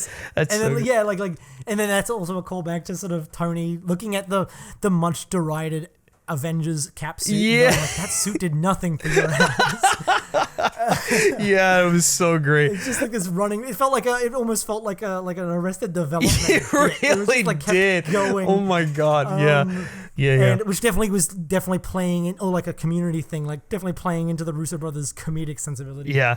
And then you have like Cap getting the hammer. Which first of all, let's take that second and move into the third act for just sake of time. That third act is legitimately probably the greatest third act I've ever seen, aside from anything in Lord of the Rings. Like it's a masterclass. Yeah, it's world class. It's incredible. When those three Avengers come out and they're, Thor he turns into Jesus with lightning and he gets the fucking hammer and axe, and then they're fighting and Thanos is beating them down, and then Cap gets Mjolnir. Holy fuck! I did not see that coming from a mile away. Like I couldn't even see it. Ever. We should have known because of Age of Ultron, but it was one of those things that was so long ago that you don't really think about it being relevant. Yeah. Oh. Yeah, and that's a really satisfying payoff, and I wouldn't even call that fan service. That's just incredible. I mean, that's digging back into the past to just make a really great moment. And Thor, obviously going like, "I knew you were worthy," and then he's beating up Thanos and everything. He gets broken down, and then we get that incredible vista shot of him walking up to Thanos and his army. I want that framed and over my bed, and then the fucking portal scene. I'm getting chills just talking about it. It's so good. It is incredible. So I can't believe they managed to top the camera circling around the Avengers. Yeah. That is just such a... That feels like the most splash pagey thing the Russos have ever shot. Yeah, it is. It is just every character showing up, doing their pose. Oh, yeah. Hell yeah. Alan Silvestri's score. My God. Yeah. I mean, the fact that you'd think bringing back everyone who sort of died. I didn't even consider that as the thing. I never considered that the people who were brought back were going to come back and fight. Yeah. For some reason, I just didn't. I never considered that either. Yeah. And not only does it raise the stakes because now everyone's back, it's a much bigger fight, but also now all the civilians are back. So now there's even more people for Thanos to threaten again. So that it raises the stake of the finale. Thanos becomes his unhinged self, which is very vindicating and very, very a big fuck you to all the people who pretended Thanos was secretly a good guy. And I mean, Fat Thor, I know some people have some problems with that and his arc and how they made him a bit of a joke or whatever, but better than what Ragnarok did, I think this movie manages to really contextualize. I mean, Thor's basically having a panic attack the entire movie. I mean, he nearly has one in Asgard, which I think if I went back into my past and saw all my dead relatives, I would have a panic attack. But the fact that he is, they doubled down on the fact that he's deeply tragic and still kept things light because he is. They thought Ragnarok did make him a bit more of a comedic character, but they managed to really hone in on the darkness within him and him talking to his mother. I'm so glad because the parents have always been a big deal in the MCU. I'm so glad Iron Man got to talk to his dad, and Thor got to talk to his mother, and like they're just like this idea, because Thanos is a bad father essentially, and so it just all sort of tied in thematically. Yeah. It all felt right. Yeah, I mean, it retroactively made me like Thor: The Dark World a little bit more. Possibly one of the best scenes is when he goes, and he's a dark elf trying to steal the ether. Yeah, when they're doing the whole stone meeting, that's really funny. Yeah. I love that recap. Basically, this felt very Back to the Future. Like basically the recap scene informed Thanos of what was going on, which was just great. It felt like very Biff. It did. Yeah. Well, and then just to kind of wrap this up, the ending. I mean, with Tony Stark's sacrifice, that incredible funeral. Cap going back to have his live in the past, have the dance with Peggy, and pass down the mantle to Falcon. It's just all. It's the endings that serviced the characters perfectly. There was no other. There was no other outcome that would have been as powerful. Exactly. That was the thing, and that's I definitely have been tooting my own horn a little bit because I definitely called that. But I mean, anyone paying attention to the story could have called that. Those are the only natural conclusions you could have taken those characters to. Yeah. You know what I mean? Like Tony, having been someone who was haunted by this the entire basically second and third phase. He needed this to really make peace. Cap has always been the one to lay himself on the line. He wasn't going to do it in this film. He deserved a break. He deserved his happy ending. Yeah. And it surprises me that some people are really getting caught up in like, oh, did Captain America break the timeline by going and staying? Like, does it matter? Yeah. I feel like your priorities are in the wrong place if that's your big takeaway from the fact that Cap finally got to go home. Like, that's the beauty of it. Like, I don't know. The only thing I could possibly have wanted more from the third act is maybe Cap and Bucky have more of a dialogue. Yeah, but Bucky wasn't really. He felt a bit underutilized, especially because he was so important. Yeah. I mean, it kind of is a trend that Bucky is important but underutilized. Right. That's So maybe that was very in character, but the endings were perfect. I'm so excited to see where this universe goes. I'm kind of curious how how's Far From Home gonna work, because half of Peter's grade is gonna be they weren't snapped out of existence, so they just aged up while he was gone. So that's gonna be curious. I think that's gonna be really interesting to tackle. Just the MCU as a whole is going to be very, very different. I think Gamora is going to be really interesting. I love how they set up as Guardians of the Galaxy. Yeah.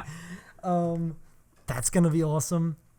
Because now Thor is untethered from all of these, like we mentioned in the Ragnarok discussion, like he's kind of been weighed down by this Asgard stuff for the longest time.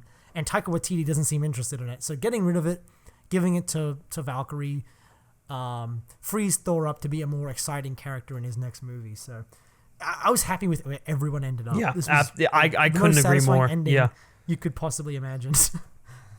Yeah, I like I said, I couldn't agree more, and it just hit all of those emotional beats so well. I mean, to the point where I was in tears for basically the whole movie. So, because it was so emotionally resonant, it deserves no other place than the number one slot on my film. Number one slot on this list. So there you have it, guys. Yeah.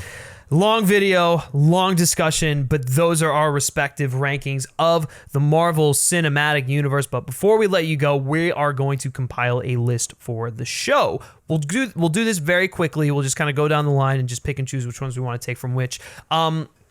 And then that will be the official ranking for Men versus Movies. So, starting at the top, Brody, do you have any objection putting Endgame at number one? No, I don't. I'm happy with putting Endgame at number one. So we will put, and I'm going to write this down right now. We will put Endgame at number one. Okay.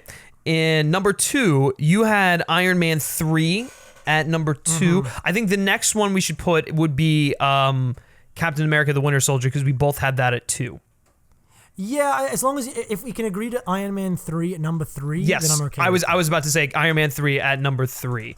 Perfect. I'm okay with that. Because I had that at number 6. So, and you had the Ant-Man films further down. So, number 3 we have Iron Man 3. Okay, and then, all right, what's the next commonality? Would it be Infinity War next?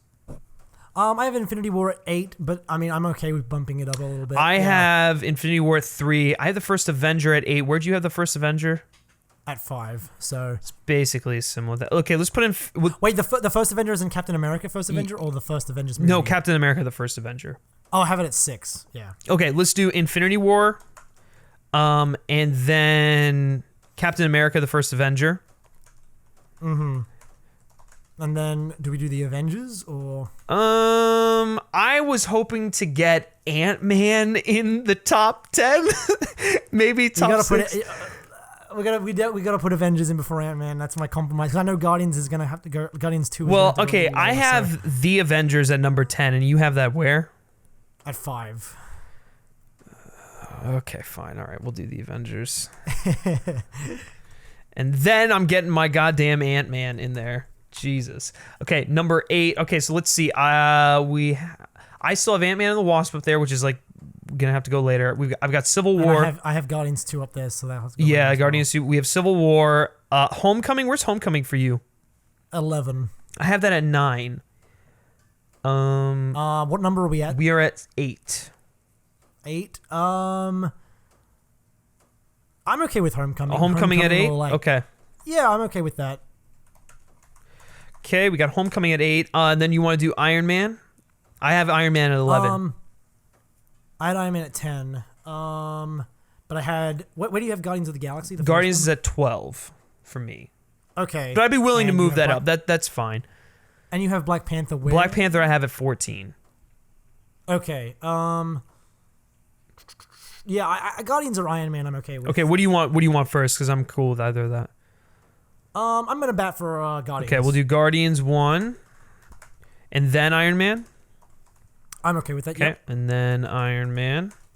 Okay, and then at number 11, what do we have? We still have Civil War and Ant-Man and the Wasp from my list in the top 10 that we haven't put in there.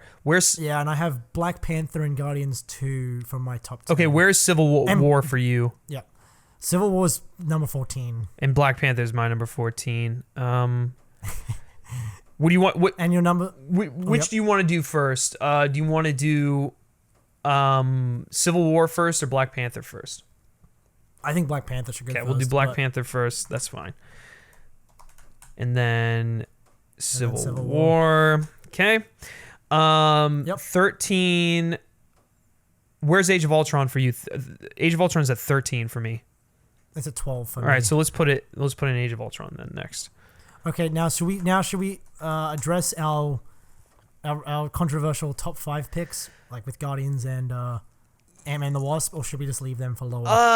Okay, so I have Ant-Man and the Wasp at 5. You have Guardians where? At 4. At 4. And I have I have Guardians at 18, and you have Ant-Man and the Wasp at 21. So we'll give you Guardians next.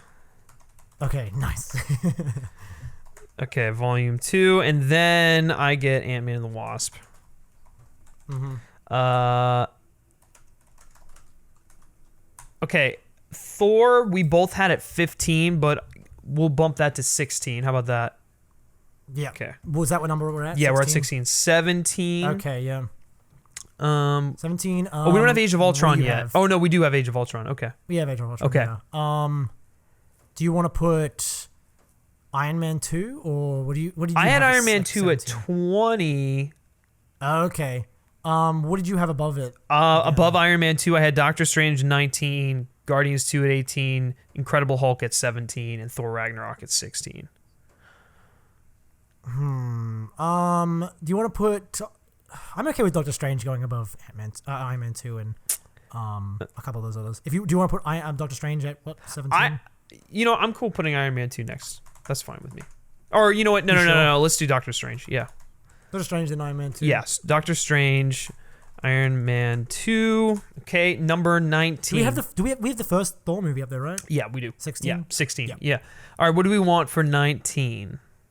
We still got Dark World, Captain Marvel, Incredible Hulk, and Ragnarok. I'm gonna say Captain Marvel next. Captain Marvel or Dark World. Oh yikes, that's controversial. I'm gonna say either. Well, the Incredible Hulk's your last. And what's your 21? Ant-Man and the Wasp. Oh, you son of a bitch. What's 20? It's already on there. So, Dark World. Okay, Dark World's going last, and then. Okay, yeah, let's put Captain Marvel next. Okay, then 20 we have. I'm gonna say the Incredible Hulk because I don't hate that movie. Or actually, no, it should be Thor Ragnarok. It should be Thor Ragnarok. At the bottom? No. Thor Ragnarok should be 20. Actually, I'm gonna say Thor Ragnarok should be above Captain Marvel. I don't think so. I think Captain Marvel works better as a movie than Thor Ragnarok. Well, fine. As a cohesive You'll win piece. that, and then I'll get the Incredible Hulk at 21. I'm okay with that. Yep. And then Thor: The Dark World in last place. There she is. And there is our list, our compiled list. We somehow came up with a more conventional list by combining our lists. We kind of. There are some outliers in there, but yeah, I agree. Definitely. That is actually real. I think Thor Ragnarok at 20 is kind of mind blowing. So, just to recap for you guys, here is our final MCU ranking. So, number 22, Thor: The Dark World. Number 21, The Incredible Hulk. Number 20, Thor Ragnarok. Number 19, Captain Marvel. Number 18, Iron Man 2. Number 17, Doctor Strange. Number 16, Thor. Number 15, Ant-Man and the Wasp. Number 14, Guardians of the Galaxy Volume 2. 13, Avengers Age of Ultron. 12, Captain America Civil War. 11, Black Panther.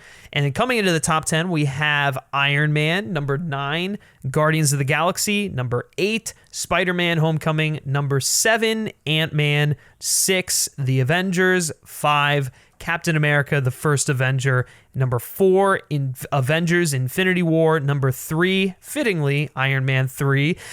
Number 2, fittingly, Captain America, the Winter Soldier.